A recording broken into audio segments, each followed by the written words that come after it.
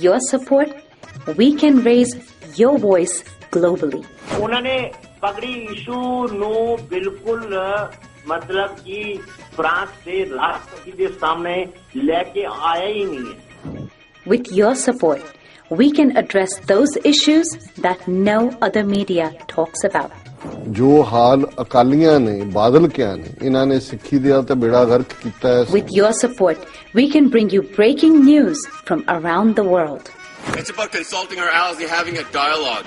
These lessons, as I stated, was learned while working with our coalition partners. With your support, we can educate and inform everyone about who Sikhs are and connect our youth to Sikhi.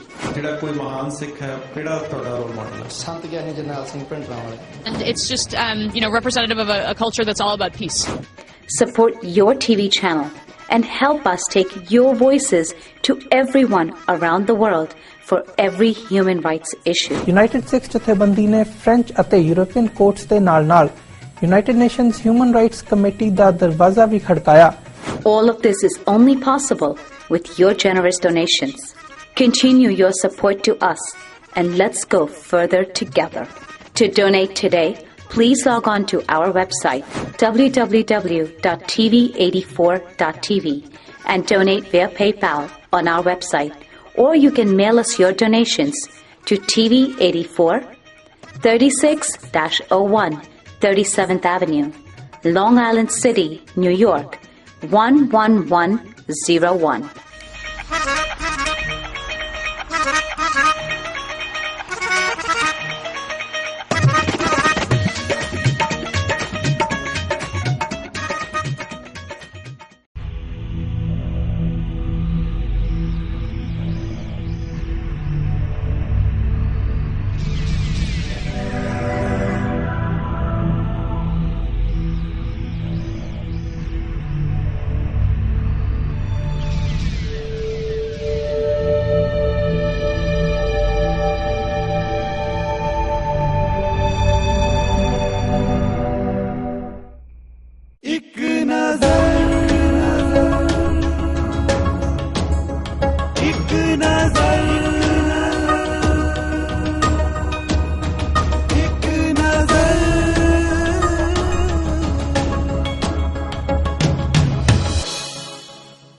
Waheguru ji ਕਾ ਖਾਲਸਾ ਵਾਹਿਗੁਰੂ ਜੀ ਕੀ ਫਤਿਹ। ਮੈਂ ਹਾਂ ਤੁਹਾਡਾ ਆਪਣਾ anchor Satinder Singh ਮੀਰਥਲ ਤੇ ਤੁਸੀਂ ਦੇਖ ਰਹੇ ਹੋ TV 84 ਤੇ ਤੁਹਾਡਾ ਆਪਣਾ ਪ੍ਰੋਗਰਾਮ ਇੱਕ ਨਜ਼ਰ। ਜੀ ਹਾਂ, ਜਿਸ ਤਰ੍ਹਾਂ ਅਸੀਂ ਤੁਹਾਡੇ ਨਾਲ ਵਾਅਦਾ ਕੀਤਾ ਹੈ ਕਿ ਹਰ ਰੋਜ਼ ਤੁਹਾਨੂੰ ਉਹਨਾਂ ਸ਼ਖਸੀਅਤਾਂ ਦੇ ਨਾਲ ਮਿਲਾਵਾਂਗੇ ਜਿਨ੍ਹਾਂ ਨੇ ਸਮਾਜ 'ਚ ਵਿਚਰਦਿਆਂ ਹੋਇਆਂ ਆਪਣੀ ਵੱਖਰੀ ਹੋਂਦ ਕਾਇਮ ਕੀਤੀ ਹੈ ਤੇ ਇਸੇ ਸਿਲਸਿਲੇ ਨੂੰ ਅਗਾਂਹ ਤੋਰਦੇ ਹੋਏ ਅੱਜ ਸਾਡੇ ਸਟੂਡੀਓ ਦੇ ਵਿੱਚ ਇੱਕ ਐਸੀ ਸ਼ਖਸੀਅਤ ਮੌਜੂਦ ਹੈ ਜੋ ਕਿ ਕਿਸੇ ਵੀ ਤਾਰੀਫ ਦੇ ਮੁਹਤਾਜ ਨਹੀਂ। ਜੀ ਹਾਂ, ਮੇਰੀ ਮੁਰਾਦ ਹੈ SGPC ਦੇ ਐਕਸ ਮੈਂਬਰ ਅਤੇ ਅਕਾਲ ਪੁਰਖ ਕੀ ਫੌਜ ਦੇ ਪ੍ਰੈਜ਼ੀਡੈਂਟ ਸ਼੍ਰੀ ਜਸਵਿੰਦਰ ਸਿੰਘ ਐਡਵੋਕੇਟ ਜੀ ਦੇ ਨਾਲ। ਤੇ ਆਓ ਕਰਦੇ ਹਾਂ ਉਹਨਾਂ ਦੇ ਨਾਲ ਗੱਲਬਾਤ ਤਾਂ ਜਾਣਦੇ ਹਾਂ ਉਹਨਾਂ ਦੁਆਰਾ ਸਿਰਜੀ ਹੋਈ ਅਕਾਲ ਪੁਰਖ ਕੀ ਫੌਜ ਦੀ ਕਾਰਵਾਈ ਦੇ ਬਾਰੇ ਦੇ ਵਿੱਚ। ਸਭ ਤੋਂ ਪਹਿਲਾਂ ਤੁਹਾਡਾ ਬਹੁਤ-ਬਹੁਤ ਸਵਾਗਤ ਹੈ ਜੀ ਸਾਡੇ ਸਟੂਡੀਓ ਦੇ ਵਿੱਚ। ਵਾਹਿਗੁਰੂ ਜੀ ਕਾ ਖਾਲਸਾ ਵਾਹਿਗੁਰੂ ਜੀ ਕੀ ਫਤਿਹ।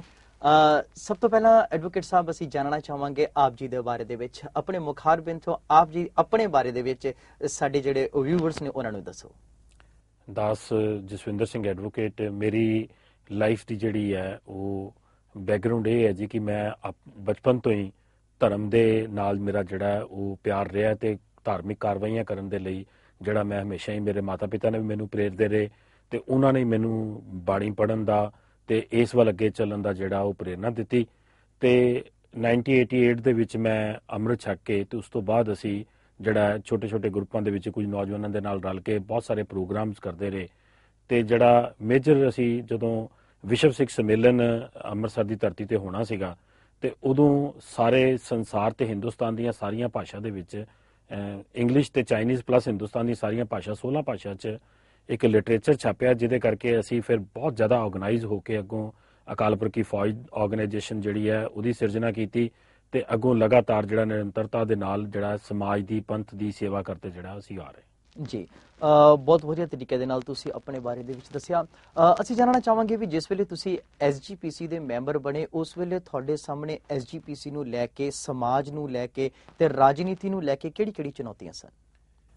ਦੇਖੋ, ਜਦੋਂ ਮੈਂ ਐਸਜੀਪੀਸੀ ਦਾ ਮੈਂਬਰ ਬਣਿਆ ਤੇ ਉਸ ਹਾਊਸ 'ਚ 96 'ਚ ਸਾਡੀ ਇਲੈਕਸ਼ਨ ਹੋਈ ਸੀ ਤੇ ਉਸ ਹਾਊਸ ਦੇ ਵਿੱਚ ਮੈਂ ਸਾਰਿਆਂ ਨਾਲੋਂ ਛੋਟੀ ਉਮਰ ਦਾ ਮੈਂਬਰ ਸੀਗਾ।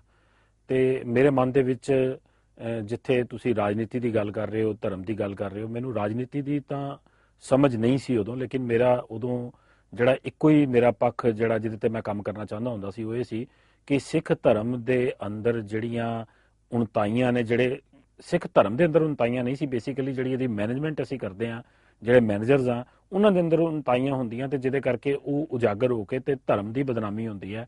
ਇੱਕ ਤੇ ਉਹ ਕਿੱਦਾਂ ਰੋਕੀਆਂ ਜਾ ਸਕਣ ਤੇ ਦੂਸਰਾ ਇੱਕ ਆਰਗੇਨਾਈਜ਼ਡ ਮੂਵਮੈਂਟ ਚਲਾਈ ਜਾਵੇ, ਲਹਿਰ ਚਲਾਈ ਜਾਵੇ ਜਿਹੜੀ ਆਪਣੇ ਬੱਚਿਆਂ ਨੂੰ ਵਾਪਸੀ ਧਰਮ ਵੱਲ ਪ੍ਰੇਰ ਸਕੇ ਤੇ ਜਿਹੜੀ ਹੈ ਉਹ ਐਜੂਕੇਸ਼ਨ ਦੇ ਪੱਧਰ ਦੇ ਉੱਤੇ ਵੀ ਅਸੀਂ ਜਿਹੜਾ ਉਹਨਾਂ ਦੇ ਨਾਲ ਕੰਮ ਕਰ ਸਕੀਏ। ਇਹ ਮੇਰਾ ਉਦੋਂ ਮੇਨ ਮੁੱਦਾ ਹੁੰਦਾ ਸੀਗਾ ਤੇ ਅਸੀਂ ਉਹਦੇ ਲਈ ਜਿਹੜਾ ਆਉਣ ਵਾਲੇ ਸਮੇਂ ਦੇ ਵਿੱਚ ਫਿਰ ਕੰਮ ਵੀ ਬਹੁਤ ਕੀਤਾ ਜੀ। ਜਿਵੇਂ ਕਿ ਆਪ ਜੀ ਨੇ ਦੱਸਿਆ ਕਿ 1996 ਦੇ ਵਿੱਚ ਜਿਸ ਵੇਲੇ ਤੁਸੀਂ ਐਸਜੀਪੀਸੀ ਨੂੰ ਜੁਆਇਨ ਕੀਤਾ, ਮੈਂਬਰ ਬਣ ਕੇ ਤੁਸੀਂ ਐਸਜੀਪੀਸੀ ਦੇ ਦਾਇਰਿਆਂ ਦੇ ਵਿੱਚ ਗਏ, ਆਫਿਸ ਦੇ ਵਿੱਚ ਗਏ, ਜਿਹੜੇ ਵੀ ਤੁਹਾਡੇ ਏਜੰਡੇ ਸਨ ਜਾਂ ਜਿਹੜੇ ਵੀ ਤੁਹਾਡੇ ਮਨਾਂ ਦੇ ਵਿੱਚ ਵਿਚਾਰ ਸੀਗੇ ਸਿੱਖੀ ਨੂੰ ਅਗਾਂਹ ਲੈ ਕੇ ਜਾਣ ਵੇਲੇ, ਉਹ ਜਾ ਕੇ ਤੁਸੀਂ ਉਹਨਾਂ ਨਾਲ ਸਾਂਝੇ ਕਰਦੇ ਸੀਗੇ ਮੀਟਿੰਗਾਂ ਦੇ ਵਿੱਚ। ਕਿਆ ਐਸਜੀਪੀਸੀ ਦੇ ਬਾਕੀ ਮੈਂਬਰਾਂ ਤੁਹਾਡੀ ਸੋਚ ਦੇ ਨਾਲ ਖੜੇ ਹੁੰਦੇ ਸੀ? ਨਹੀਂ, ਕਦੀ ਵੀ ਇਸ ਤਰ੍ਹਾਂ ਨਹੀਂ ਹੁੰਦਾ ਕਿ ਦੋ ਵਿਅਕਤੀਆਂ ਦੀ ਘਰ ਦੇ ਵਿੱਚ ਵੀ ਆਪਸ ਦੇ ਵਿੱਚ ਸੋਚ ਨਹੀਂ ਮਿਲਦੀ ਹੈ ਤੇ ਮੈਂ ਕਿਸੇ ਨੂੰ ਬਲੇਮ ਨਹੀਂ ਕਰਾਂਗਾ ਕਿ ਉਹਨਾਂ ਦੀ ਸੋਚ ਮੇਰੇ ਨਾਲ ਕਿਉਂ ਨਹੀਂ ਮਿਲਦੀ। ਉਹ ਵੀ ਇਹ ਸੋਚ ਸਕਦੇ ਆ ਕਿ ਮੇਰੀ ਸੋਚ ਉਹਨਾਂ ਨਾਲ ਕਿਉਂ ਨਹੀਂ ਮਿਲਦੀ, ਕਿਉਂਕਿ ਹਮੇਸ਼ਾ ਹੀ ਇਹ ਹੋਣਾ ਚਾਹੀਦਾ ਐਗਰੀ ਟੂ ਡਿਸਐਗਰੀ, ਪਰ ਨਿਸ਼ਾਨਾ ਜਿਹੜਾ ਹੈ ਉਹ ਚੜ੍ਹਦੀ ਕਲਾ ਵਾਲਾ ਤੇ ਕੁਝ ਟਾਰਗੇਟ ਅਚੀਵ ਕਰਨ ਵਾਲਾ ਹੋਣਾ ਚਾਹੀਦਾ। ਉਸ 'ਚ ਜੇ ਮੈਂ ਕਹਾਂ ਕਿ ਬਹੁਤ ਸਾਰੇ ਲੋਕ ਮਦਦ ਕਰਨ ਵਾਲੇ ਵੀ ਹੁੰਦੇ ਸੀ ਤੇ ਬਹੁਤ ਸਾਰੇ ਲੋਕ ਜਿਹੜੇ ਆ ਉਹ ਲੱਤਾਂ ਖਿੱਚਣ ਸਾਡਾ, ਕਿਉਂਕਿ ਇੱਕ ਸਮਾਜ ਦਾ ਹੀ ਸੁਭਾਅ ਹੈ, ਉਹ ਸਿਰਫ ਸਾਡੇ 'ਚ ਨਹੀਂ ਬਾਕੀ ਸਾਰੇ ਜਗ੍ਹਾ ਤੇ ਵੀ ਇਦਾਂ ਦਾ ਹੀ ਹੈ ਤੇ ਉਦਾਂ ਦੇ ਵੀ ਹੁੰਦੇ, ਕਿਉਂਕਿ ਨਵੀਂ ਗੱਲ ਤੇ ਨਵੀਂ ਚੀਜ਼ ਹਰੇਕ ਨੂੰ ਇੱਕਦਮ ਅਬਜ਼ੌਰਬ ਕਰਨੀ ਜਿਹੜੀ ਹੈ ਬੜੀ ਔਖੀ ਹੁੰਦੀ ਹੈ। ਇਸ ਕਰਕੇ ਇਹ ਮਾਹੌਲ ਜਿਹੜਾ ਸਮਾਜ ਦਾ ਉਹ ਉੱਥੇ ਵੀ ਰਿਫਲੈਕਟ ਜ਼ਰੂਰ ਹੁੰਦਾ ਸੀ ਜੀ। ਜਿਵੇਂ ਕਿ ਆਪ ਜੀ ਦੀ ਗੱਲਬਾਤ ਤੋਂ ਇਹ ਜਿਹੜਾ ਇਹ ਚੀਜ਼ ਸਾਹਮਣੇ ਆਉਂਦੀ ਹੈ ਕਿ ਸਿੱਖੀ ਦੇ ਪ੍ਰਤੀ ਜਿਹੜਾ ਪਿਆਰ ਹੈਗਾ, ਤੁਹਾਡੇ ਜਿਹੜਾ ਜਜ਼ਬਾ ਹੈਗਾ ਉਹ ਕੁੱਟ-ਕੁੱਟ ਕੇ ਭਰਿਆ ਹੋਇਆ। ਅਕਾਲ ਪੁਰਖ ਕੀ ਫੌਜ ਜਿਹੜੀ ਸੰਸਥਾ ਤੁਸੀਂ ਖੜੀ ਕੀਤੀ ਹੈ, ਇਸ ਸੰਸਥਾ ਨੂੰ ਖੜਾ ਕਰਨ ਦੇ ਵਿੱਚ ਕੀ ਉਦੇਸ਼ ਸੀਗਾ? ਦੇਖੋ, ਸਾਰਿਆਂ ਨਾਲੋਂ ਪਹਿਲੀ ਗੱਲ ਤਾਂ ਇਹ ਕਿ ਅਕਾਲ ਪੁਰਖ ਕੀ ਫੌਜ ਤਾਂ ਗੁਰੂ ਗੋਬਿੰਦ ਸਿੰਘ ਪਾਤਸ਼ਾਹ ਨੇ ਸਾਰੇ ਸਿੱਖਾਂ ਨੂੰ ਹੀ ਕਿਹਾ। ਸਾਡਾ ਇੱਕ ਨਿਮਾਣਾ ਜਿਹਾ ਉਪਰਾਲਾ ਸੀ ਕਿ ਅਸੀਂ ਨੌਜਵਾਨਾਂ ਨੂੰ, ਬਜ਼ੁਰਗਾਂ ਨੂੰ, ਬੱਚਿਆਂ ਨੂੰ ਕੋਈ ਇਦਾਂ ਦਾ ਪਲੇਟਫਾਰਮ ਦਈਏ ਕਿ ਜਿਹਦੇ 'ਚ ਉਹ ਆਪਣੀ ਵੀ ਗਰੋਥ ਕਰ ਸਕਣ ਤੇ ਇੱਕ ਦੂਜੇ ਦੇ ਐਕਸਪੀਰੀਐਂਸਿਸ ਤੋਂ ਸਿੱਖ ਵੀ ਸਕਣ। ਇਸ ਲਈ ਇਹਨੂੰ ਇੱਕ ਆਰਗੇਨਾਈਜੇਸ਼ਨਲ ਰੂਪ ਦੇ ਕੇ ਇਹਦਾ ਜਿਹੜਾ ਇੱਕ ਖਾਕਾ ਤਿਆਰ ਕਰਨ ਦੀ ਕੋਸ਼ਿਸ਼ ਕੀਤੀ ਗਈ, ਕਿਉਂਕਿ ਉਹ ਵੇਲਾ ਉਹ ਸੀ ਜਦੋਂ ਸਾਡੀਆਂ ਜਿਹੜੀਆਂ ਫੈਡਰੇਸ਼ਨਸ ਨੇ ਜਿਨ੍ਹਾਂ ਦਾ ਰੋਲ ਸੀਗਾ ਕਿ ਸਿੱਖੀ ਦਾ ਹਰਿਆਵਲ ਦਸਤਾ ਮੰਨੀਆਂ ਜਾਂਦੀਆਂ ਸੀਗੀਆਂ, ਉਹ ਕੰਮ ਨਹੀਂ ਸੀ ਕਰ ਰਹੀਆਂ। ਉਸ ਪੱਧਰ ਦਾ ਗੁਰਮਤ ਕੈਂਪ ਲਗਾ ਕੇ ਤੇ ਆਪਸ 'ਚ ਜਿਹੜਾ ਵੱਡਿਆਂ ਛੋਟਿਆਂ ਦਾ, ਜਿੱਦਾਂ ਮੈਂ ਪਹਿਲੇ ਦੱਸਿਆ ਕਿ ਇੰਟਰੈਕਸ਼ਨ ਦੀ ਲੋੜ ਸੀ, ਤੇ ਉਦੋਂ ਸਾਨੂੰ ਇਹਦੀ ਲੋੜ ਮਹਿਸੂਸ ਹੋਈ ਤੇ ਅਸੀਂ ਇਹਦੇ ਤੇ 96-97 ਚੋਂ ਕੰਮ ਕਰਨਾ ਸ਼ੁਰੂ ਕੀਤਾ। ਸਿੰਘ ਸਾਹਿਬ, ਪ੍ਰੋਫੈਸਰ ਮਨਜੀਤ ਸਿੰਘ ਜੀ ਉਦੋਂ ਜਥੇਦਾਰ ਸ਼੍ਰੀ ਅਕਾਲ ਤਖਤ ਸਾਹਿਬ ਹੁੰਦੇ ਸੀ, ਉਹਨਾਂ ਦੀ ਸਰਪ੍ਰਸਤੀ, ਉਹਨਾਂ ਦੀ ਅਗਵਾਈ, ਉਹਨਾਂ ਦੀ ਸੋਚ ਦੇ ਨਾਲ ਅਸੀਂ ਇਸ ਗੱਲ ਨੂੰ ਅੱਗੇ ਵਧਾਇਆ। ਤੇ ਸਿੰਘ ਸਾਹਿਬ ਗਿਆਨੀ ਕੇਵਲ ਸਿੰਘ ਜੀ ਉਦੋਂ ਤਖਤ ਦਮਦਮਾ ਸਾਹਿਬ ਦੇ ਜਥੇਦਾਰ ਸੀਗੇ ਤੇ ਉਹਨਾਂ ਨੇ ਵੀ ਸਾਡਾ ਸਹਿਯੋਗ ਕੀਤਾ। ਅਲਟੀਮੇਟਲੀ ਅਸੀਂ 1999 12 ਅਪ੍ਰੈਲ ਨੂੰ ਜਿਹੜਾ ਅਕਾਲ ਪੁਰਖ ਕੀ ਫੌਜ ਦੀ ਇੱਕ ਆਰਗੇਨਾਈਜੇਸ਼ਨਲ ਸੈਟਅਪ ਦੀ ਜਿਹੜੀ ਆ ਉਹ ਸ਼ੁਰੂਆਤ ਕੀਤੀ ਤੇ ਨਿਰੰਤਰਤਾ ਦੇ ਨਾਲ ਉਸ ਤੋਂ ਬਾਅਦ ਅਸੀਂ ਕਈ ਲਹਿਰਾਂ ਸਿਰਜੀਆਂ ਨੇ, ਜਿਨ੍ਹਾਂ 'ਚ ਅਸੀਂ ਵੱਖ-ਵੱਖ ਟਾਰਗੇਟਸ ਬਣਾਏ ਤੇ ਉਹਨਾਂ ਨੂੰ ਅਚੀਵ ਵੀ ਕੀਤਾ। ਮੈਂ ਜੇ ਦੱਸਣਾ ਚਾਹਾਂ ਤੇ ਸਾਰਿਆਂ ਨਾਲੋਂ ਪਹਿਲੇ ਅਸੀਂ ਜਿਹੜੀ ਹੈ ਉਹ, ਕਿਉਂਕਿ ਉਹਨਾਂ ਦਿਨਾਂ 'ਚ ਜੇ ਤੁਸੀਂ ਮਾਹੌਲ ਨੂੰ ਦੇਖੋ ਤੇ ਉਦੋਂ ਮਾਹੌਲ ਇਹ ਸੀਗਾ ਕਿ ਸਿੱਖਾਂ ਦੇ ਸਿਰਾਂ ਦੇ ਜਿਹੜੀ ਹੈ ਬੱਚਿਆਂ ਤੋਂ ਦਸਤਾਰਾਂ ਉਤਰ ਰਹੀਆਂ ਸੀ, ਉਹ ਕੇਸ ਕਤਲ ਕਰਾ ਰਹੇ ਸੀ। ਅੱਜ ਵੀ ਉਹ ਗੱਲ ਹੈਗੀ ਹੈ, ਪਰ ਅੱਜ ਉਸ ਗੱਲ ਨੂੰ ਥੋੜੀ ਠੱਲ ਵੀ ਪਈ ਹੈ। ਉਦੋਂ ਅਸੀਂ ਇੱਕ ਦਸਤਾਰ ਸਵੈਮਾਨ ਲਹਿਰ ਦੀ ਸਿਰਜਣਾ ਕੀਤੀ, ਜਿਹਦੇ ਅੰਦਰ ਅਸੀਂ ਵੱਖ-ਵੱਖ ਪ੍ਰੋਗਰਾਮਸ ਉਲੀਕੇ। ਉਹਦੇ 'ਚ ਕੀ ਸੀਗਾ ਕਿ ਅਸੀਂ ਸਾਰਿਆਂ ਨਾਲੋਂ ਪਹਿਲੇ ਤੇ ਦਸਤਾਰ ਅੱਜ ਸਾਡੇ ਘਰਾਂ ਦੇ ਵਿੱਚ ਕੀ ਹੈ ਕਿ ਜਦੋਂ ਮੈਨੂੰ ਯਾਦ ਹੈ ਮੇਰੇ ਬਚਪਨ ਦੇ ਵਿੱਚ ਇੱਕ ਬੜਾ ਵਧੀਆ ਸਮਾਗਮ ਰਚ ਕੇ, ਗੁਰਮਤਿ ਸਮਾਗਮ ਰਚ ਕੇ ਰਿਸ਼ਤੇਦਾਰਾਂ ਨੂੰ ਸੱਦ ਕੇ ਤੇ ਸਿਰਾਂ ਤੇ ਦਸਤਾਰ ਸਜਾਈ ਜਾਂਦੀ ਸੀ ਤੇ ਉਹ ਇੱਕ ਬੜਾ ਅਚੀਵਮੈਂਟ ਵਾਲਾ ਪ੍ਰੋਗਰਾਮ ਮੰਨਿਆ ਜਾਂਦਾ ਸੀਗਾ ਕਿ ਅੱਜ ਬੱਚੇ ਨੂੰ ਜਿਹੜੀ ਉਹ ਦਸਤਾਰ ਸਜਾਏਗੀ ਤੇ ਇਦਾਂ ਦਾ ਮਹਿਸੂਸ ਹੁੰਦਾ ਸੀ ਜਿਵੇਂ ਕਿਸੇ ਰਾਜੇ ਦੀ ਤਾਜਪੋਸ਼ੀ ਕੀਤੀ ਗਈ ਹੈ ਤੇ ਉਹ ਸਾਰੀ ਉਮਰ ਉਹ ਇਵੈਂਟ ਯਾਦ ਰਹਿੰਦਾ ਸੀ ਤੇ ਬੱਚਾ ਆਪਣੀ ਦਸਤਾਰ ਤੋਂ ਜੁਦਾ ਨਹੀਂ ਸੀ ਹੁੰਦਾ। ਉਹ ਕਿਉਂਕਿ ਸਮਾਜ ਪ੍ਰੋਗਰੈਸ ਕਰ ਰਿਹਾ ਤੇ ਇੱਕ ਬੰਨੇ ਸਮਾਜ ਦੀ ਪ੍ਰੋਗਰੈਸ ਦੇ ਵਿੱਚ ਇਹ ਗੱਲ ਵੀ ਆ ਗਈ ਕਿ ਖਰਚੇ ਵੱਧ ਗਏ, ਦਿਖਾਵਾ ਵੱਧ ਗਿਆ ਤੇ ਉਹ ਸਮਾਗਮ ਜਿਹੜੇ ਆ ਘਰਾਂ ਚੋਂ ਮਾਈਨਸ ਹੋਣੇ ਸ਼ੁਰੂ ਹੋ ਗਏ ਕਿਉਂਕਿ ਦਿਖਾਵਾ ਵੱਧ ਗਿਆ। ਅਸੀਂ ਦਸਤਾਰ ਸਜਾਉਣ ਦੀ ਲਹਿਰ ਜਿਹੜੀ ਹੈ ਇੱਕ ਆਰੰਭ ਕੀਤੀ ਕਿ ਦਸਤਾਰ ਦੇ ਇੱਕ ਸਮਾਗਮ ਜਿਹੜੇ ਹੈ ਘਰਾਂ ਚੋਂ ਮਾਈਨਸ ਹੋ ਗਏ ਆ, ਉਹਨੂੰ ਸਮੂਹਿਕ ਸਮਾਗਮ ਕੀਤੇ ਜਾਣ ਤੇ ਵੱਡੀਆਂ ਸ਼ਖਸੀਅਤਾਂ ਆ ਕੇ ਬੱਚਿਆਂ ਦੇ ਦਸਤਾਰ ਸਿਰ ਤੇ ਸਜਾਣ। ਇੱਕ ਦਸਤਾਰ ਸਵੈਮਾਨ ਲਹਿਰ ਦਾ ਇਹ ਪ੍ਰੋਗਰਾਮ ਸੀ ਜਿਹੜੇ ਅਸੀਂ ਕੰਟੀਨਿਊਸਲੀ ਅੱਜ ਵੀ ਚੱਲ ਰਹੇ ਨੇ, ਜਿਹਦੇ ਚ ਅਸੀਂ ਮੈਂ ਜੇ ਕਹਾਂ ਕਿ ਮਤਲਬ ਅੱਜ ਦੀ ਡੇਟ ਚ 50-60 ਹਜ਼ਾਰ ਬੱਚੇ ਨੂੰ ਅਸੀਂ ਦਸਤਾਰਾਂ ਸਜਾ ਚੁੱਕੇ ਹਾਂ। ਬਹੁਤ ਸੰਸਥਾਵਾਂ ਨੇ ਉਹਨੂੰ ਬਾਅਦ ਚੋਂ ਅਪਣਾਇਆ ਵੀ ਪ੍ਰੋਗਰਾਮ ਨੂੰ, ਮੁਬਾਰਕ ਹੈ। ਹੋਰ ਸੰਸਥਾਵਾਂ ਵੀ ਅਪਣਾਉਣ ਤੇ ਇਸ ਲਹਿਰ ਨੂੰ ਅਸੀਂ ਹੋਰ ਪ੍ਰਚੰਡ ਕਰ ਸਕੀਏ। ਫਿਰ ਅਸੀਂ ਇੱਕ ਸਿੱਖ ਦਸਤਾਰ ਦਿਵਸ ਜਿਹੜਾ ਹੈ, ਕਿਉਂਕਿ ਮਸਲਾ ਕੀ ਹੈ ਕਿ ਇੱਕ ਤੇ ਹੋ ਗਿਆ ਕਿ ਦਸਤਾਰ ਹੈ ਵੈ ਅਸੀਂ ਬੰਨਦੇ ਹਾਂ, ਇਹ ਸਾਡੀ ਜਿਹੜਾ ਸਰੀਰ ਦਾ ਅੰਗ ਹੈ, ਸਾਡੇ ਗੁਰੂ ਦੀ ਬਖਸ਼ਿਸ਼ ਹੈ। ਪਰ ਦੂਜੇ ਧਰਮਾਂ ਦੇ ਲੋਕ ਜਿਨ੍ਹਾਂ ਨੂੰ ਦਸਤਾਰ ਬਾਰੇ ਨਹੀਂ ਪਤਾ, ਉਹ ਬੇਸ਼ੱਕ ਉਹ ਫੋਰਨ 'ਚ ਬੈਠੇ ਨੇ, ਇੰਡੀਆ 'ਚ ਨੇ, ਉਹਨਾਂ ਨੂੰ ਕੋਈ ਓਪਰਚੁਨਿਟੀ ਇਹੋ ਜਿਹੀ ਕ੍ਰੀਏਟ ਕੀਤੀ ਜਾਏ ਕਿ ਉਹਨਾਂ ਨੂੰ ਦੱਸਿਆ ਜਾਵੇ ਕਿ ਦਸਤਾਰ ਕੀ ਹੈ ਤੇ ਦਸਤਾਰ ਨਾਲ ਸਿੱਖ ਦਾ ਸੰਬੰਧ ਕੀ ਹੈ, ਇਹ ਗੁਰੂ ਦਾ ਕਿੱਦਾਂ ਸਾਡੇ ਤੇ ਹੁਕਮ ਹੈ, ਕਿੱਦਾਂ ਬਖਸ਼ਿਸ਼ ਹੈ, ਦਸਤਾਰ ਤੋਂ ਬਗੈਰ ਕਿੱਦਾਂ ਇੱਕ ਬੰਦਾ ਇਨਕੰਪਲੀਟ ਹੈ। ਉਹ ਉਸ ਗੱਲ ਦੇ ਲਈ ਅਸੀਂ ਸਿੱਖ ਦਸਤਾਰ ਦਿਵਸ ਜਿਹੜਾ 13 ਅਪ੍ਰੈਲ ਹਰ ਸਾਲ ਮਨਾਉਣਾ ਸ਼ੁਰੂ ਕੀਤਾ। ਉਹਨੂੰ ਵੱਖ-ਵੱਖ ਫਾਰਮਸ ਦੇ ਵਿੱਚ ਤੁਸੀਂ ਦੇਖੋ, ਤੁਸੀਂ ਨੈਟ ਤੇ ਵੀ ਸਰਚ ਮਾਰ ਕੇ ਦੇਖੋ। ਇਹ ਸ਼ੁਰੂਆਤ ਅਕਾਲ ਪੁਰਖ ਦੀ ਫੌਜ ਤੇ ਸਿੱਖ ਚਿਲਡਰਨ ਫੋਰਮ ਕੈਲੀਫੋਰਨੀਆ ਨੇ ਅਸੀਂ ਰਲ ਕੇ ਕੀਤੀ ਸੀ ਇਸ ਪ੍ਰੋਗਰਾਮ ਦੀ। ਅੱਜ ਸੰਸਾਰ ਦੇ ਬਹੁਤ ਸਾਰੇ ਗੁਰਦੁਆਰੇ, ਬਹੁਤ ਸਾਰੀਆਂ ਸੰਸਥਾਵਾਂ ਸਿੱਖ ਦਸਤਾਰ ਦਿਵਸ ਜਿਹੜਾ ਉਹ 13 ਅਪ੍ਰੈਲ ਨੂੰ ਮਨਾ ਰਹੀਆਂ ਤੇ ਵੱਖ-ਵੱਖ ਢੰਗ ਨਾਲ ਮਨਾ ਰਹੀਆਂ ਤੇ ਓਪਰਚੁਨਿਟੀ ਲੈ ਰਹੀਆਂ ਨੇ ਕਿ ਆਪਣੇ ਆਲੇ ਦੁਆਲੇ ਨੂੰ ਦਸਤਾਰ ਦੀ ਸਾਂਝ ਦਾ ਸੁਨੇਹਾ ਜਿਹੜਾ ਉਹ ਦਿੱਤਾ ਜਾ ਸਕੇ। ਬੜੀ ਵੱਡੀ ਸਾਡੀ ਅਚੀਵਮੈਂਟ ਸੀਗੀ। ਫਿਰ ਅਸੀਂ ਟਰਬਨ ਕਲੀਨਿਕਸ ਦੀ ਜਿਹੜੀ ਹੈ ਸ਼ੁਰੂਆਤ ਕੀਤੀ, ਜਿਹਨੂੰ ਅਸੀਂ ਦਸਤਾਰ ਸਿਖਲਾਈ ਕੇਂਦਰ ਜਾਂ ਦਸਤਾਰ ਸਜਾਉਣ ਕੇਂਦਰ, ਸੋਹਣੀ ਦਸਤਾਰ ਸਜਾਉਣ ਕੇਂਦਰ, ਬਹੁਤ ਸਾਰੇ ਲੋਕਾਂ ਨੇ ਉਸ ਤੋਂ ਬਾਅਦ ਉਹਨੂੰ ਅਪਣਾਇਆ। ਉਹਦੇ 'ਚ ਅਸੀਂ ਨਾ turban tutor, smart turban, computerise help ਦੇ ਲਈ ਜਿਹੜੇ ਹੈ ਉਹ ਸੌਫਟਵੇਅਰ ਤਿਆਰ ਕੀਤੇ, ਟਿਊਟਰਸ ਤਿਆਰ ਕੀਤੇ ਤੇ ਉਹਨੂੰ ਵੀ ਜਿਹੜਾ ਲੋਕਾਂ ਨੇ ਬਹੁਤ ਪਸੰਦ ਕੀਤਾ। ਅੱਜ ਜਿਹੜੀ ਸਾਰਿਆਂ ਨਾਲੋਂ ਵੱਡੀ ਉਪਲਬਧੀ ਸੀ ਸਾਡੀ ਦਸਤਾਰ ਸਵੈਮਾਨ ਲਹਿਰ ਦੀ, ਉਹ ਸੀ ਮਿਸਟਰ ਸਿੰਘ ਇੰਟਰਨੈਸ਼ਨਲ, ਕਿਉਂਕਿ ਨੌਜਵਾਨਾਂ 'ਚ ਇਹ ਗੱਲ ਦੀ ਬੜੀ ਘਾਟ ਸੀ ਕਿ ਉਹ ਦਸਤਾਰ ਬੰਨ੍ਹ ਕੇ ਸਜਾ ਕੇ ਤੇ ਉਹ ਆਪਣੇ ਆਪ ਨੂੰ ਹੀਣਤਾ 'ਚੋਂ ਕੱਢਣ ਤੇ ਉਹ ਪ੍ਰੋਗਰੈਸਿਵ ਹੋ ਕੇ ਅੱਗੇ ਆ ਕੇ ਖੜੇ ਹੋਣ ਕਿ ਇਹ ਦਸਤਾਰ ਮੇਰੇ ਨਾਲ ਮੈਂ ਖੂਬਸੂਰਤ ਲੱਗਦਾ। ਇਸ ਗੱਲ ਦੇ ਲਈ ਅਸੀਂ ਨੌਜਵਾਨਾਂ ਨੂੰ ਪ੍ਰੇਰਨ ਲਈ ਤੇ ਇੱਕ ਜਿਹੜਾ ਐਸਾ ਵਰਲਡ ਹੈ ਜਿੱਥੇ ਅੱਜ ਨੌਜਵਾਨ ਜਾਣ ਤੋਂ ਉਦੋਂ ਡਰਦਾ ਹੁੰਦਾ ਸੀਗਾ ਕਿ ਅਸੀਂ ਮੀਡੀਆ 'ਚ ਦਸਤਾਰ ਦੇ ਨਾਲ ਕਿੱਦਾਂ ਜਾਵਾਂਗੇ, ਫਿਲਮਾਂ 'ਚ ਕਿੱਦਾਂ ਜਾਵਾਂਗੇ, ਉਹ ਮਿਸਟਰ ਸਿੰਘ ਇੰਟਰਨੈਸ਼ਨਲ ਨੇ ਨੌਜਵਾਨਾਂ ਨੂੰ ਇੱਕ ਪਲੇਟਫਾਰਮ ਦਿੱਤਾ। ਅੱਜ ਤੁਸੀਂ ਜਿੰਨੇ ਵੀ ਨੌਜਵਾਨ ਕਿਸੇ ਟੀਵੀ 'ਚ ਦੇਖ ਰਹੇ ਹੋ, ਕਿਸੇ ਫਿਲਮਾਂ 'ਚ ਦੇਖ ਰਹੇ ਹੋ, ਉਹ ਕਿਸੇ ਨਾ ਕਿਸੇ ਢੰਗ ਦੇ ਨਾਲ ਮਿਸਟਰ ਸਿੰਘ ਇੰਟਰਨੈਸ਼ਨਲ ਦੀ ਸਟੇਜ ਤੋਂ ਹੀ ਉੱਥੇ ਤੱਕ ਪਹੁੰਚੇ ਨੇ। ਇਹ ਬੜੀ ਵੱਡੀ ਉਪਲਬਧੀ ਸੀ ਤੇ ਉਹ ਸਾਬਤ ਸੂਰਤ ਨੇ, ਦਸਤਾਰ ਦੇ ਨਾਲ ਨੇ ਤੇ ਉਹਨਾਂ ਨੇ ਉਸ ਜਗਤ ਨੂੰ ਵੀ ਕੰਕਰ ਕੀਤਾ, ਉੱਥੇ ਜਾ ਕੇ ਵੀ ਜਿੱਤ ਪ੍ਰਾਪਤ ਕੀਤੀ ਹੈ ਆਪਣੀ ਦਸਤਾਰ ਦੇ ਨਾਲ। ਅੱਜ ਉਹ ਸੋਹਣੇ ਸੁਨੱਖੇ ਰੂਪ ਦੇ ਵਿੱਚ ਜਿਹੜਾ ਹੈ ਉਹ ਜਿਹੜੇ ਇਸ ਗੱਲ ਦੀ ਪਛਾਣ ਕਾਇਮ ਕਰ ਰਹੇ ਨੇ ਕਿ ਸਿੱਖ ਜਿੱਥੇ ਵੀ ਜਾਣ ਉਹ ਉਸ ਵਰਲਡ ਨੂੰ ਜਿੱਤ ਸਕਦੇ ਨੇ। ਤੇ ਇਹ ਜਿਹੜਾ ਹੈ ਇਸ ਗੱਲ ਲਈ ਵੀ ਜਿਹੜਾ ਇੱਕ ਅਕਾਲ ਪੁਰਖ ਦੀ ਫੌਜ ਦੀ ਜਿਹੜੀ ਉਹ ਬੜੀ ਵੱਡੀ ਪ੍ਰਾਪਤੀ ਸੀਗੀ। ਇਹ ਤੇ ਇੱਕ ਸਮਾਜ ਦੇ ਇਸ ਤੋਂ ਇਲਾਵਾ ਵੀ ਅਸੀਂ ਜਿਹੜੀਆਂ ਨੇ ਉਹ ਇੱਕ ਬਲੱਡ ਡੋਨੇਸ਼ਨ ਕੈਂਪ ਅਸੀਂ ਅਰੇਂਜ ਕੀਤਾ, ਕਿਉਂਕਿ ਆਮ ਤੌਰ ਤੇ ਇਹ ਗੱਲ ਜਦੋਂ ਤੁਸੀਂ ਕਿਤੇ ਸਿੱਖਾਂ ਨੂੰ ਪ੍ਰੈਜ਼ੈਂਟ ਕੀਤਾ ਜਾਂਦਾ ਨਾ, ਕੋਈ ਟੀਵੀ ਪ੍ਰੈਜ਼ੈਂਟ ਕਰਦਾ ਹੈ ਜਾਂ ਜਦੋਂ ਵੀ ਕੋਈ ਆਪਣਾ ਮੀਡੀਆ ਪ੍ਰੈਜ਼ੈਂਟ ਕਰਦਾ ਹੈ ਤੇ ਸਿੱਖਾਂ ਨੂੰ ਇੱਕ ਪਾਸਾ ਸਿੱਖਾਂ ਦਾ ਪ੍ਰੈਜ਼ੈਂਟ ਕਰਦਾ ਹੈ, ਉਹ ਕਿ ਇਹ ਵਾਇਲੈਂਟ ਨੇ, ਇਹ ਇਦਾਂ ਦੀ ਗੱਲ ਹਮੇਸ਼ਾ ਅੱਜ ਕਿਰਪਾਨਾਂ ਤੇ ਉਦਾਂ ਦਾ ਜਿਹੜਾ ਪੱਖ ਹੈ। ਸਾਡਾ ਪੱਖ ਦਿਆਲਤਾ ਵਾਲਾ ਵੀ ਹੈ, ਅਸੀਂ ਜਾਨਾਂ ਬਚਾਉਣ ਵਾਲੇ ਵੀ ਹਾਂ, ਅਸੀਂ ਸੇਵਾ ਕਰਨ ਵਾਲੇ ਵੀ ਹਾਂ, ਅਸੀਂ ਭੁੱਖਿਆਂ ਨੂੰ ਰੋਟੀ ਖਵਾਉਣ ਵਾਲੇ ਵੀ ਹਾਂ। ਇਹ ਪੱਖ ਸਾਡਾ ਕਦੀ ਵੀ ਉਜਾਗਰ ਹੋ ਕੇ ਸਮਾਜ ਦੇ ਸਾਹਮਣੇ ਨਹੀਂ ਆਇਆ। ਅਸੀਂ ਜਦੋਂ ਬਲੱਡ ਡੋਨੇਸ਼ਨ ਦੀ ਗੱਲ ਕੀਤੀ ਤੇ ਇੱਕ ਦਿਨ ਦੇ ਵਿੱਚ 18,500 ਜਿਹੜਾ ਹੈ ਉਹ ਬਲੱਡ ਯੂਨਿਟ ਡੋਨੇਟ ਕਰਾਇਆ ਤੇ ਇਹ ਗੱਲ ਸਾਬਤ ਕਰ ਦਿੱਤੀ ਕਿ ਸਿੱਖ ਜਿਹੜਾ ਹੈ ਉਹ ਇਦਾਂ ਦੀ ਜਾਨ ਬਚਾਉਣ ਦਾ ਵੀ ਕਾਬਲ ਹੈ। ਤਰੀਕੇ ਬਦਲ ਗਏ ਨੇ। ਜਾਨ ਅਸੀਂ ਐਮ ਸ਼ਾਹ ਅਬਦਾਲੀ ਵੇਲੇ ਵੀ ਬਚਾਉਂਦੇ ਸੀ, ਉਦੋਂ ਵੀ ਅਸੀਂ ਖੂਨ ਦੇ ਕੇ ਜਾਨ ਬਚਾਉਂਦੇ ਸੀ ਲੋਕਾਂ ਦੀ, ਪਰ ਉਹ ਖੂਨ ਸੜਕ ਤੇ ਰੁੜ ਜਾਂਦਾ ਸੀ। ਅੱਜ ਵੀ ਅਸੀਂ ਖੂਨ ਦੇ ਕੇ ਜਾਨ ਬਚਾ ਰਹੇ ਹਾਂ, ਕਿਸੇ ਨੂੰ ਖੂਨ ਚੜਾ ਕੇ ਤੇ ਉਹਦੀ ਜਾਨ ਬਚਾ ਰਹੇ ਹਾਂ। ਇਹ ਪ੍ਰੋਜੈਕਟ ਵੀ ਨਿਰੰਤਰਤਾ ਦੇ ਨਾਲ ਲਗਾਤਾਰ ਦਰਬਾਰ ਸਾਹਿਬ ਅਸੀਂ ਜਿਹੜਾ ਹੈ ਮਹੀਨੇ 'ਚ 2 ਵਾਰ ਬਲੱਡ ਡੋਨੇਸ਼ਨ ਕੈਂਪ ਕਰਦੇ ਹਾਂ। ਬਹੁਤ ਸਾਰੇ ਯੂਨਿਟਸ ਸਾਡੇ ਬਲੱਡ ਕੈਂਪਸ ਕਰਦੇ ਨੇ।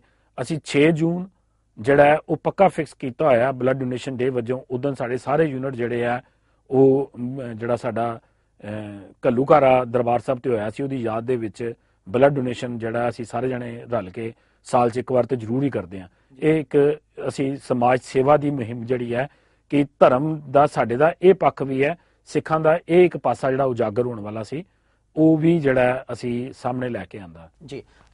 ਧਰਮ ਦੇ ਇਸ ਪੱਖ ਨੂੰ ਬਖੂਬੀ ਅਕਾਲ ਪੁਰਖ ਦੀ ਫੌਜ ਨੇ ਸਾਹਮਣੇ ਲਿਆਂਦਾ, ਇਹਦੇ ਵਿੱਚ ਕੋਈ ਸ਼ੱਕ ਨਹੀਂ ਹੈਗਾ। ਪਰ ਜਿਸ ਵੇਲੇ ਅਸੀਂ ਕੋਈ ਕੰਮ ਨੂੰ ਉਲੀਕਦੇ ਹਾਂ, ਜਿਸ ਵੇਲੇ ਕੋਈ ਕੰਮ ਸ਼ੁਰੂ ਕਰਦੇ ਹਾਂ, ਤਾਂ ਜਿੱਥੇ ਉਹਦੀ ਖੁਸ਼ੀਆਂ ਹੁੰਦੀਆਂ ਨੇ, ਉਹਨਾਂ ਦੀਆਂ ਅਚੀਵਮੈਂਟਸ ਹੁੰਦੀਆਂ ਨੇ, ਉੱਥੇ ਕਿਤੇ ਨਾ ਕਿਤੇ ਕੁਝ ਰੁਕਾਵਟਾਂ ਜਿਹੜੀਆਂ ਹੁੰਦੀਆਂ ਨੇ, ਚਾਹੇ ਉਹ ਸਮਾਜ ਪੱਖੋਂ ਹੋਣ, ਚਾਹੇ ਰਾਜਨੀਤਿਕ ਪੱਖੋਂ ਹੋਣ, ਚਾਹੇ ਆਰਥਿਕ ਪੱਖੋਂ ਹੋਣ। ਕਿ ਇਸ ਤਰ੍ਹਾਂ ਦੀ ਕੋਈ ਰੁਕਾਵਟਾਂ ਦਾ ਸਾਹਮਣਾ ਜਿਹੜਾ ਆਪਣੀ ਸੰਸਥਾ ਨੂੰ ਕਰਨਾ ਪਿਆ? ਇਹ ਹਮੇਸ਼ਾ ਹੀ ਰਹਿੰਦੀਆਂ ਨੇ ਰੁਕਾਵਟਾਂ। ਸਮਾਜ 'ਚ ਸਾਰੇ ਬੰਦੇ ਚੰਗੇ ਕੰਮ ਨੂੰ ਪਸੰਦ ਨਹੀਂ ਕਰਦੇ ਤੇ ਕਈ ਵਾਰੀ ਉਹਨਾਂ ਨੂੰ ਬੰਦਿਆਂ ਨਾਲ ਐਲਰਜੀ ਹੁੰਦੀ ਹੈ, ਕਈ ਵਾਰੀ ਕੰਮਾਂ ਨਾਲ ਐਲਰਜੀ ਹੁੰਦੀ ਹੈ ਤੇ ਐਂਟੀ ਫੋਰਸਿਸ ਹਮੇਸ਼ਾ ਹੀ ਕੰਮ ਕਰਦੀਆਂ ਰਹਿੰਦੀਆਂ ਨੇ। ਉਹ ਹਰੇਕ ਨੂੰ ਉਹਨਾਂ ਮੁਸੀਬਤਾਂ ਦਾ ਸਾਹਮਣਾ ਕਰਨਾ ਪੈਂਦਾ, ਪਰ ਇਹ ਨਿਗੁਣੀਆਂ ਹੁੰਦੀਆਂ ਜਦੋਂ ਤੁਹਾਡੇ ਨਿਸ਼ਾਨੇ ਵੱਡੇ ਹੋਣ। ਜਦੋਂ ਸਾਡਾ ਨਿਸ਼ਾਨਾ ਸਿੱਖੀ ਦੀ ਸੇਵਾ ਕਰਨੀ ਹੈ, ਸਮਾਜ ਦੀ ਸੇਵਾ ਕਰਨੀ ਹੈ, ਤੇ ਫਿਰ ਇਹ ਔਕੜਾਂ ਜਿਹੜੀਆਂ ਨੇ ਆਈਆਂ ਵੀ ਤੇ ਇਹਨਾਂ ਦਾ ਹੱਲ ਵੀ ਹੋ ਜਾਂਦਾ। ਇਸ ਕਰਕੇ ਬਹੁਤੀ ਚਿੰਤਾ ਅਸੀਂ ਇਹਨਾਂ ਗੱਲਾਂ ਦੀ ਨਹੀਂ ਲਾਉਂਦੇ ਜੀ। ਮਿਸਟਰ ਸਿੰਘ ਇੰਟਰਨੈਸ਼ਨਲ ਦੀ ਤੁਸੀਂ ਗੱਲ ਕੀਤੀ ਹੈ। ਮਿਸਟਰ ਸਿੰਘ ਇੰਟਰਨੈਸ਼ਨਲ ਦਾ ਜੋ ਉਦੇਸ਼ ਸੀਗਾ ਉਹ ਇਹੀ ਸੀਗਾ ਕਿਸ ਤਰੀਕੇ ਨਾਲ ਜਿਹੜਾ ਸਿੱਖ ਬੱਚਿਆਂ ਦੇ ਵਿੱਚ, ਸਾਬਤ ਸੂਰਤ ਸਿੱਖ ਬੱਚਿਆਂ ਦੇ ਵਿੱਚ ਜਿਹੜਾ ਫੋਬੀਆ ਇੱਕ ਕਿ ਉਹ ਕੈਮਰੇ ਸਾਹਮਣੇ ਨਹੀਂ ਜਾ ਸਕਦੇ, ਉਹ ਸਮਾਜ ਦੇ ਸਾਹਮਣੇ ਆਪਣੀ ਦਸਤਾਰ ਤੇ ਦਾੜੇ ਪ੍ਰਕਾਸ਼ ਦੇ ਨਾਲ ਨਹੀਂ ਜਾ ਸਕਦੇ, ਉਸ ਫੋਬੀਆ ਨੂੰ ਦੂਰ ਕੀਤਾ। ਮਿਸਟਰ ਸਿੰਘ ਇੰਟਰਨੈਸ਼ਨਲ ਇੱਕ ਆਪਣੇ ਆਪ ਦੇ ਵਿੱਚ ਇੱਕ ਬਹੁਤ ਵੱਡਾ ਈਵੈਂਟ ਹੋ ਕੇ ਲੋਕਾਂ ਦੇ ਸਾਹਮਣੇ ਆਇਆ, ਪਰ ਪਹਿਲਾਂ ਤੁਸੀਂ ਜਿਹੜਾ ਈਵੈਂਟ ਸੀਗਾ 2 ਸਾਲ ਦੇ ਵਕਤ ਦੇ ਬਾਅਦ ਕਰਵਾਉਂਦੇ ਸੀਗੇ, ਹੁਣ ਇਸ ਵੇਲੇ 3 ਸਾਲ ਹੋ ਗਏ ਨੇ ਈਵੈਂਟ ਨਹੀਂ ਹੋਇਆ। ਆਪਾਂ ਇਹਦੀ ਕੀ ਕਮੀ ਸਮਝੀਏ ਵੀ ਕੀ ਕਾਰਨ ਹੈ ਕਿ ਜਿਹੜਾ 3 ਸਾਲ ਬਾਅਦ ਨਹੀਂ ਹੋਇਆ? ਅਸੀਂ ਇਸ ਈਵੈਂਟ ਨੂੰ ਜੋ 2 ਸਾਲ ਬਾਅਦ ਕਰਦੇ ਸੀ, ਪਰ ਅਸੀਂ ਪਿਛਲੀ ਵਾਰੀ ਇਹਨੂੰ 3 ਸਾਲ ਬਾਅਦ ਕੀਤਾ ਤੇ ਸਾਡਾ ਟਾਰਗੇਟ ਸੀ ਇਹਨੂੰ 4 ਸਾਲ ਦੇ ਗੈਪ ਤੇ ਖੜਨ ਦਾ, ਕਿਉਂਕਿ ਅਸੀਂ ਚਾਹੁੰਦੇ ਇਹ ਆ ਕਿ ਜਿਹੜਾ ਵੀ ਮਿਸਟਰ ਸਿੰਘ ਇੰਟਰਨੈਸ਼ਨਲ ਬਣੇ, ਜਿਹੜਾ ਵੀ ਇਹ ਚੋਂ ਜਿੱਤਣ, ਉਹ ਲੜਕੇ ਜਿਹੜੇ ਨੇ ਉਹਨਾਂ ਨੂੰ ਸੈਟਲ ਹੋਣ ਦਾ, ਉਹਨਾਂ ਨੂੰ ਜਿਹੜੀ ਓਪਰਚੁਨਿਟੀ, ਕਿਉਂਕਿ ਜੇ ਹਰ 2 ਸਾਲ ਬਾਅਦ ਨਵੀਂ ਟੀਮ ਬਣ ਕੇ ਸਾਹਮਣੇ ਆਉਂਦੀ ਰਹੇਗੀ ਤੇ ਪਿਛਲਿਆਂ ਦੇ ਨਾਲ ਰਾਬਤਾ ਟੁੱਟਦਾ ਤੇ ਉਹਨਾਂ ਨੂੰ ਸੈਟਲ ਹੋਣ ਦਾ ਇੱਕ ਤਾਂ ਸਮਾਂ ਨਹੀਂ ਮਿਲਦਾ। ਦੂਸਰਾ ਇਹ ਇਵੈਂਟ ਚੂੰਕਿ ਬਹੁਤ ਵੱਡੇ ਪੱਧਰ ਦਾ ਹੁੰਦਾ ਸੀ, ਤੁਸੀਂ ਆਪ ਵੀ ਇਹਦੇ 'ਚ ਪਾਰਟਿਸਿਪੇਟ ਕੀਤਾ ਹੋਇਆ, ਉਹਦੇ ਕਰਕੇ ਇਹਦੇ ਤੇ ਖਰਚਾ ਬਹੁਤ ਜ਼ਿਆਦਾ ਹੁੰਦਾ ਤੇ ਸਾਨੂੰ ਲੱਗਦਾ ਕਿ ਸਿਰਫ ਇੱਕੋ ਇਵੈਂਟ ਦੇ ਆਲੇ ਦੁਆਲੇ ਹੀ ਆਰਗੇਨਾਈਜੇਸ਼ਨ ਦਾ ਕੰਮ ਨਹੀਂ ਘੁੰਮਣਾ ਚਾਹੀਦਾ, ਹੋਰ ਕੰਮ ਵੀ ਜਿਹੜੇ ਆ ਉਹ ਕਰਨੇ ਚਾਹੀਦੇ ਆ। ਇਸ ਕਰਕੇ ਵੈਸੇ ਤਾਂ ਮਿਸਟਰ ਸਿੰਘ ਇੰਟਰਨੈਸ਼ਨਲ ਨੂੰ ਵੇਖ ਕੇ ਬਹੁਤ ਸਾਰੀਆਂ ਸੰਸਥਾਵਾਂ ਨੇ ਛੋਟੇ ਛੋਟੇ ਪ੍ਰੋਗਰਾਮ ਵੀ ਉਲੀਕੇ ਇਸ ਪੱਧਰ ਦੇ, ਤੇ ਉਹ ਵੀ ਆਪਣੇ ਆਪ 'ਚ ਖੂਬਸੂਰਤੀ ਹੈ ਕਿ ਤੁਸੀਂ ਇੱਕ ਵੱਡੇ ਪ੍ਰੋਗਰਾਮ ਨੂੰ ਫੋਲੋ ਕਰ ਰਹੇ ਹੋ ਤੇ ਉਹਦੇ ਇਹ ਚੰਗੀ ਗੱਲ ਹੋਈ। ਪਰ ਅਸੀਂ ਇਹਨੂੰ 4 ਸਾਲ ਤੇ ਇਸ ਕਰਕੇ ਲਿਜਾਣਾ ਚਾਹੁੰਦੇ ਸੀ ਤੇ ਉਹ ਅਸੀਂ ਇਸ ਸਾਲ ਜਿਹੜਾ ਮਿਸਟਰ ਸਿੰਘ ਦਾ ਪ੍ਰੋਗਰਾਮ ਕਰਾਂਗੇ ਵੀ, ਕਿ ਅਸੀਂ ਇੱਕ ਗੈਪ ਦੇਣਾ ਚਾਹੁੰਦੇ ਹਾਂ। ਦੂਜਾ ਅਸੀਂ ਆਰਗੇਨਾਈਜੇਸ਼ਨ ਦੇ ਬਾਕੀ ਪ੍ਰੋਗਰਾਮਸ ਨੂੰ ਵੀ ਬਰਾਬਰ ਤੇ ਜਿਹੜਾ ਉਹ ਟਾਈਮ ਤੇ ਸਮਾਂ ਜਿਹੜਾ ਉਹ ਦੇਣਾ ਚਾਹੁੰਦੇ ਹਾਂ ਜੀ। ਜਿਵੇਂ ਕਿ ਆਪ ਜੀ ਨੇ ਗੱਲ ਕੀਤੀ ਹੈ ਕਿ ਮਿਸਟਰ ਸਿੰਘ ਇੰਟਰਨੈਸ਼ਨਲ ਦੇ ਜਿਹੜੇ ਵਿਨਰ ਹੁੰਦੇ ਨੇ ਉਹਨਾਂ ਨੂੰ ਕੋਈ ਅੱਛੀਆਂ ਓਪਰਚੁਨਿਟੀਜ਼ ਜਿਹੜੀਆਂ ਨੇ ਮਿਲ ਸਕਣ, ਕਿ ਅਕਾਲ ਪੁਰਖ ਦੀ ਫੌਜ ਵੱਲੋਂ ਕੋਈ ਉਹਨਾਂ ਨੂੰ ਓਪਰਚੁਨਿਟੀ ਦਿੱਤੀ ਗਈ ਹੈ? ਦੇਖੋ, ਇਸ ਤਰ੍ਹਾਂ ਹੈ ਕਿ ਅਸੀਂ ਇਸ ਕੰਮ ਦੇ ਵਿੱਚ ਅੱਗੇ ਨਹੀਂ ਸੀ ਜਾਣਾ ਚਾਹੁੰਦੇ, ਕਿਉਂਕਿ ਹੁੰਦਾ ਕੀ ਹੈ ਕਿ ਇਹ ਫਿਰ ਇੱਕ ਡੈਡੀਕੇਟਿਡ ਇੱਕੋ ਹੀ ਲਾਈਨ ਹੈ। ਜੇ ਅਸੀਂ ਮਿਸਟਰ ਸਿੰਘ ਇੰਟਰਨੈਸ਼ਨਲ ਕੀਤਾ ਤੇ ਅਸੀਂ ਸੋਚੀਏ ਕਿ ਇਸ ਤੋਂ ਬਾਅਦ ਫਿਲਮ ਬਣਾਈਏ, ਇਸ ਤੋਂ ਬਾਅਦ ਅਸੀਂ ਡਰਾਮਾ ਸੀਰੀਜ਼ ਬਣਾਈਏ ਜਾਂ ਕੁਝ ਹੋਰ ਕਰੀਏ, ਤੇ ਫਿਰ ਅਕਾਲ ਪੁਰਖ ਦੀ ਫੌਜ ਦੇ ਜਿਹੜੇ ਮਲਟੀ ਡਾਇਮੈਂਸ਼ਨਲ ਕੰਮ ਨੇ ਉਹਨਾਂ 'ਚ ਕਿਤੇ ਨਾ ਕਿਤੇ ਰੁਕਾਵਟ ਆ ਜਾਂਦੀ, ਕਿਉਂਕਿ ਹੋਰ ਬਹੁਤ ਸਾਰੇ ਲੋਕ ਜਿਹੜੇ ਨੇ ਉਹ ਫਿਲਮਾਂ ਬਣਾ ਰਹੇ ਨੇ, ਹੋਰ ਬਹੁਤ ਸਾਰੇ ਲੋਕ ਜਿਹੜੇ ਨੇ ਉਹ ਇਦਾਂ ਦਾ ਕੰਮ ਕਰ ਰਹੇ ਨੇ। ਇੱਕ ਤੇ ਅਸੀਂ ਰੈਪੂਟੇਸ਼ਨ ਨਹੀਂ ਕਰਨਾ ਚਾਹੁੰਦੇ, ਦੂਸਰਾ ਸਾਡਾ ਇਹ ਵੀ ਮੰਨਣਾ ਹੈ ਕਿ ਸਟਰਗਲ ਕਰਕੇ ਜਿਹੜੇ ਇਸਟੈਬਲਿਸ਼ਡ ਜਿਹੜੀਆਂ ਸਾਡੀਆਂ ਬਾਲੀਵੁੱਡ ਹੈ ਜਾਂ ਹੋਰ ਜਗ੍ਹਾ ਨੇ, ਉਹਨਾਂ ਦੇ ਵਿੱਚ ਸਾਡੇ ਨੌਜਵਾਨਾਂ ਨੂੰ ਜਿਹੜਾ ਹੈ ਉਹ ਪਹੁੰਚਣਾ ਚਾਹੀਦਾ। ਤੇ ਇੱਥੇ ਨੌਜਵਾਨ ਦੀ ਫਿਰ ਜਦੋਂ ਅਸੀਂ ਉਹਨੂੰ ਇੱਕ ਉਹਦੀ ਤਿਆਰੀ ਕਰਾ ਕੇ, ਉਹਨੂੰ ਟ੍ਰੇਨਿੰਗਸ ਦੇ ਕੇ, ਹਰ ਪੱਖੋਂ ਉਹਨੂੰ ਤਿਆਰ ਕਰਕੇ, ਤੇ ਜਦੋਂ ਅਸੀਂ ਉਹਨੂੰ ਇੱਕ ਓਪਰਚੁਨਿਟੀ ਦੇ ਇੱਕ ਪਲੇਟਫਾਰਮ ਦੇ ਕੇ ਤੇ ਫੇਮ ਦੇ ਦਿੱਤੀ, ਫਿਰ ਉਸ ਤੋਂ ਬਾਅਦ ਇੱਕ ਉਹਦਾ ਆਪਣਾ ਵੀ ਫਰਜ਼ ਹੈ ਕਿ ਉਹ ਆਪਣੇ ਆਪ ਨੂੰ ਇਹਦੇ 'ਚ ਕੈਰੀਅਰ ਵਜੋਂ ਐਸਟੈਬਲਿਸ਼ ਕਰਨ ਲਈ ਪੂਰੀ ਆਪਣੀ ਮਿਹਨਤ ਲਾਵੇ ਜੀ। ਜਿਵੇਂ ਕਿ ਅਸੀਂ ਦੇਖਦੇ ਹਾਂ ਵੀ ਮਿਸਟਰ ਸਿੰਘ ਇੰਟਰਨੈਸ਼ਨਲ ਦੇ ਨਾਲ ਬਹੁਤ ਵੱਡੇ ਵੱਡੇ ਬ੍ਰਾਂਡਸ ਦਾ ਨਾਮ ਜਿਹੜਾ ਜੁੜਿਆ ਹੋਇਆ ਹੈ, ਫਰੈਂਕਫਿਨ, ਫਾਈਨ ਟੱਚ, ਵਾਰਡਰੋਬ ਵਰਗੇ ਹੋਰ ਕਈ ਤਰ੍ਹਾਂ ਦੇ ਜਿਹੜੇ ਫੈਸ਼ਨ ਅਤੇ ਗਲੈਮਰ ਨਾਲ ਸੰਬੰਧਿਤ ਜਿਹੜੇ ਹੈਗੇ ਨੇ ਬ੍ਰਾਂਡ ਉਹ ਜੁੜੇ ਹੋਏ ਨੇ। ਤਾਂ ਕਿਤੇ ਨਾ ਕਿਤੇ ਇਹ ਨਹੀਂ ਲੱਗਦਾ ਵੀ ਅਗਰ ਥੋੜਾ ਜਿਹਾ ਸਪੋਰਟ ਜਿਹੜੀ ਹੈ ਉਹ ਵਿਨਰਸ ਨੂੰ ਜਾਂ ਜਿਹੜੇ ਵੀ ਕੰਟੈਸਟੈਂਟ ਹੈਗੇ ਉਹਨਾਂ ਨੂੰ ਦਿੱਤੀ ਜਾਏ ਤਾਂ ਉਹ ਕਿਤੇ ਨਾ ਕਿਤੇ ਬਹੁਤ ਛੇਤੀ ਔਰ ਆਸਾਨੀ ਤਰੀਕੇ ਦੇ ਨਾਲ ਆਪਣੇ ਮੁਕਾਮ ਤੇ ਪਹੁੰਚ ਸਕਦੇ। ਦੇਖੋ, ਇਸ ਤਰ੍ਹਾਂ ਕਿ ਜਦੋਂ ਸਾਡੇ ਨਾਲ ਕਿਸੇ ਨੇ ਵੀ ਸੰਪਰਕ ਕੀਤਾ ਉਸ ਤੋਂ ਬਾਅਦ ਕਿ ਮੈਨੂੰ ਇਹ ਫਲਾਣੀ ਤਰ੍ਹਾਂ ਦੀ ਸਪੋਰਟ ਚਾਹੀਦੀ ਹੈ, ਤੇ ਅਸੀਂ ਉਹਨੂੰ ਹਮੇਸ਼ਾ ਹੀ ਪੁਸ਼ ਦਿੱਤੀ ਹੈ ਜੀ। ਇਹ ਚੂੰਕਿ ਸਾਡਾ ਫੀਲਡ ਨਹੀਂ ਹੈ ਉਸ ਤੋਂ ਅਗਲਾ, ਇਸ ਕਰਕੇ ਅਸੀਂ ਉਹਦੇ 'ਚ ਬਹੁਤੀ ਮਦਦ ਕਰਨ ਦੇ ਕਾਬਿਲ ਨਹੀਂ ਆ। ਪਰ ਅਸੀਂ ਕਦੇ ਵੀ ਜੇ ਸਾਡੇ ਕੋਲ ਕੋਈ ਮਦਦ ਮੰਗਣ ਆਇਆ ਤੇ ਅਸੀਂ ਆਪਣੇ ਸਾਰੇ ਸੋਰਸਿਸ ਲੜਾ ਕੇ ਵੀ ਉਹਨੂੰ ਜਿੱਦਾਂ ਦੀ ਮਦਦ ਅਸੀਂ ਪ੍ਰੋਵਾਈਡ ਕਰਵਾ ਸਕਦੇ ਹਾਂ। ਉਹਨੂੰ ਅਸੀਂ ਜ਼ਰੂਰ ਪ੍ਰੋਵਾਈਡ ਕਰਵਾਈ। ਜੀ ਗੱਲ ਕਰਦੇ ਹਾਂ ਜੀ ਸਵੈਮਾਨ ਦਸਤਾਰ ਲਹਿਰ ਦੀ। ਦਸਤਾਰ ਲਹਿਰ ਜਿਹੜੀ ਹੈ ਉਹ ਇਸ ਵੇਲੇ ਬਹੁਤ ਹੀ ਵਰਲਡ ਫੇਮਸ ਹੈ। ਹਰ ਵਿਸ਼ਵ ਦੇ ਵਿੱਚ, ਗੁਰਦੁਆਰਿਆਂ ਸਾਹਿਬ ਦੇ ਵਿੱਚ, ਨਗਰਾਂ ਦੇ ਵਿੱਚ, ਹੋਰ ਸ਼ਹਿਰਾਂ ਦੇ ਵਿੱਚ ਜਿਹੜੀ ਹੈ ਇਹ ਲਹਿਰ ਬੜੀ ਤੇਜ਼ੀ ਦੇ ਨਾਲ ਫੈਲ ਰਹੀ ਹੈ।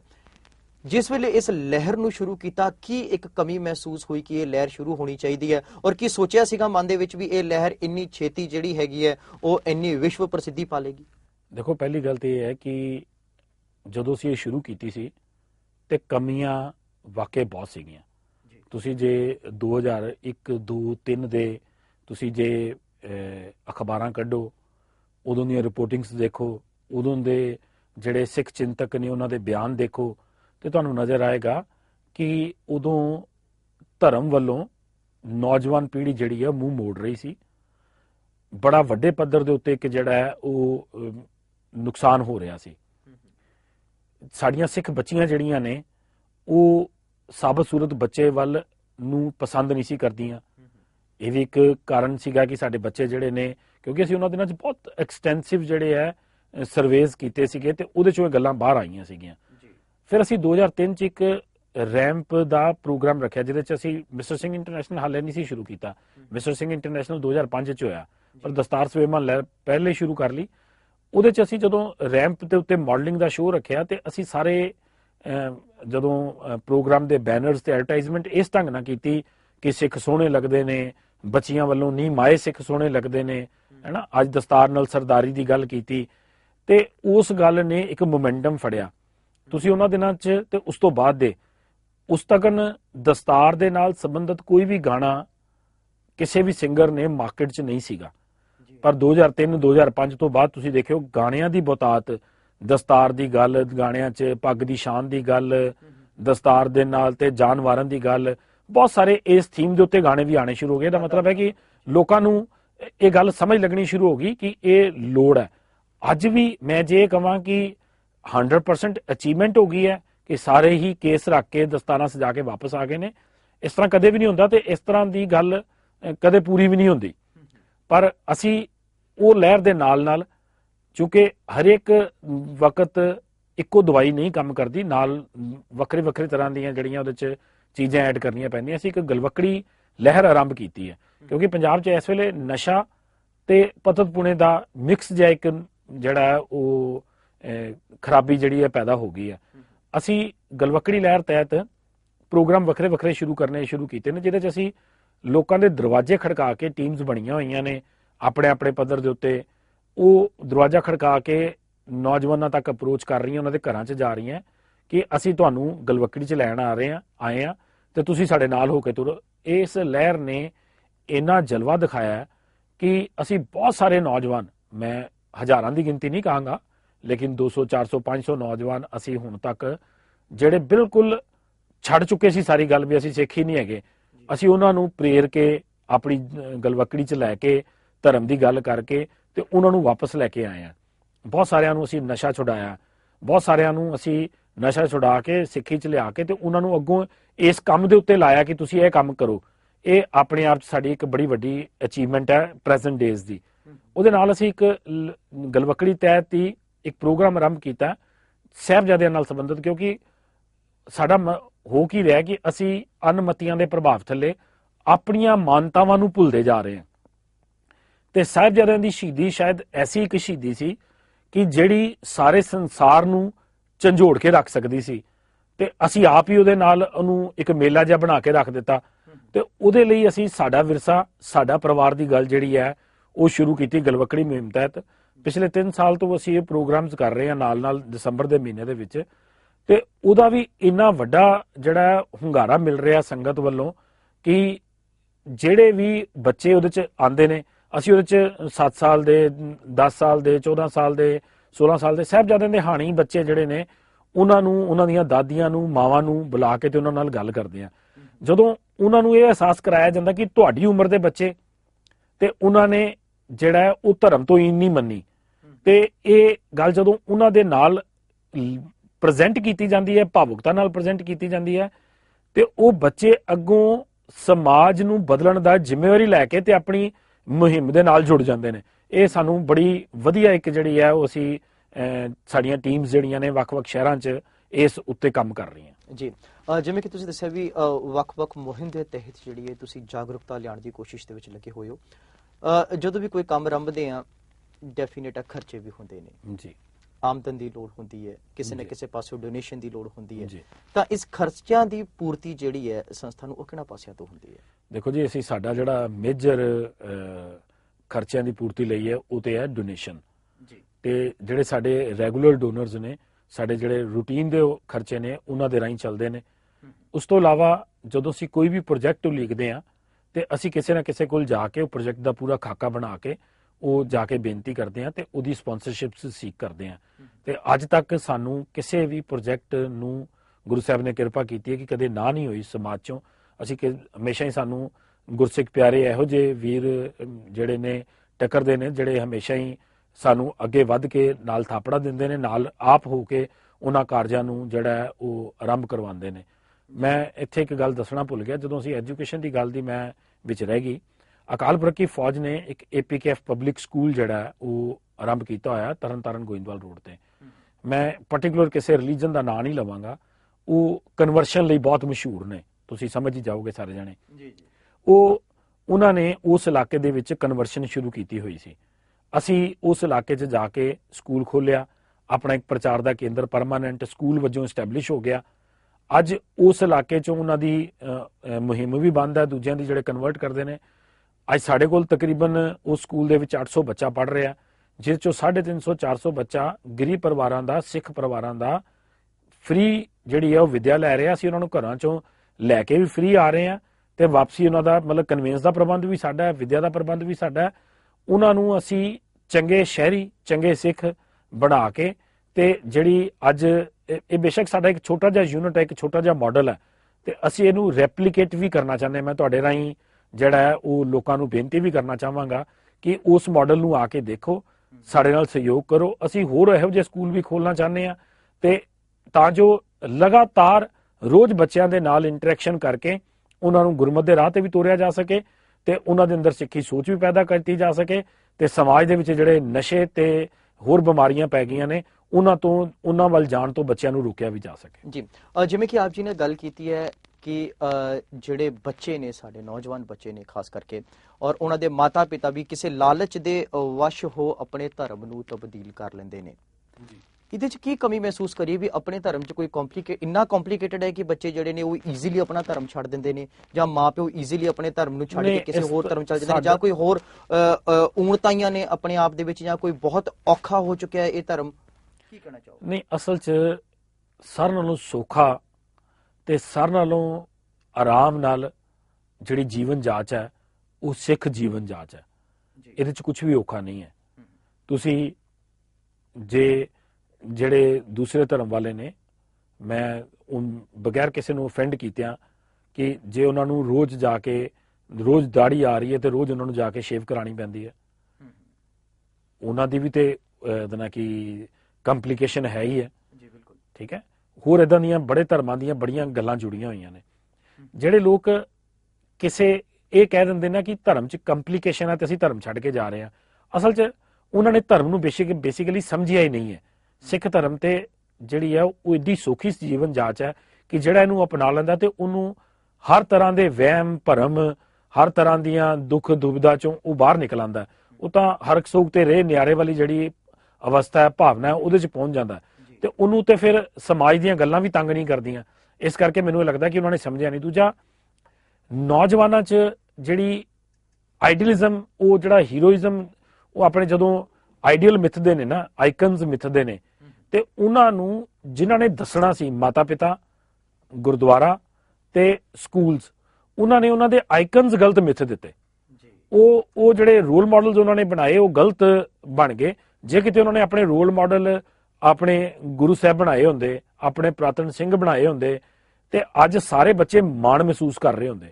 ਤੇ ਜਦੋਂ ਮੇਰਾ ਰੋਲ ਮਾਡਲ ਕਿਸੇ ਗੁਰਦੁਆਰੇ ਦਾ ਭਾਈ, ਤੇ ਜਦੋਂ ਉਹ ਭਾਈ ਚੋਰੀ ਕਰਦਾ ਫੜਿਆ ਜਾਂਦਾ, ਜੇ ਮੇਰਾ ਰੋਲ ਮਾਡਲ ਕੋਈ ਕਿਸੇ ਡੇਰੇ ਦਾ ਸਾਧ, ਤੇ ਉਹ ਮਾਫ ਕਰਿਓ ਮੈਂ ਮਤਲਬ ਲਫ਼ਜ਼ ਕਹਿਣ ਜਾ ਰਿਹਾ ਕਿ ਉਹ ਰੇਪ ਦੇ ਚਾਰਜਸ ਦੇ ਵਿੱਚ ਅੰਦਰ ਹੋ ਜਾਂਦਾ ਹੈ, ਤੇ ਉਦੋਂ ਨੌਜਵਾਨ ਵੇਖਦਾ ਕਿ ਇਹ ਧਰਮ ਹੈ।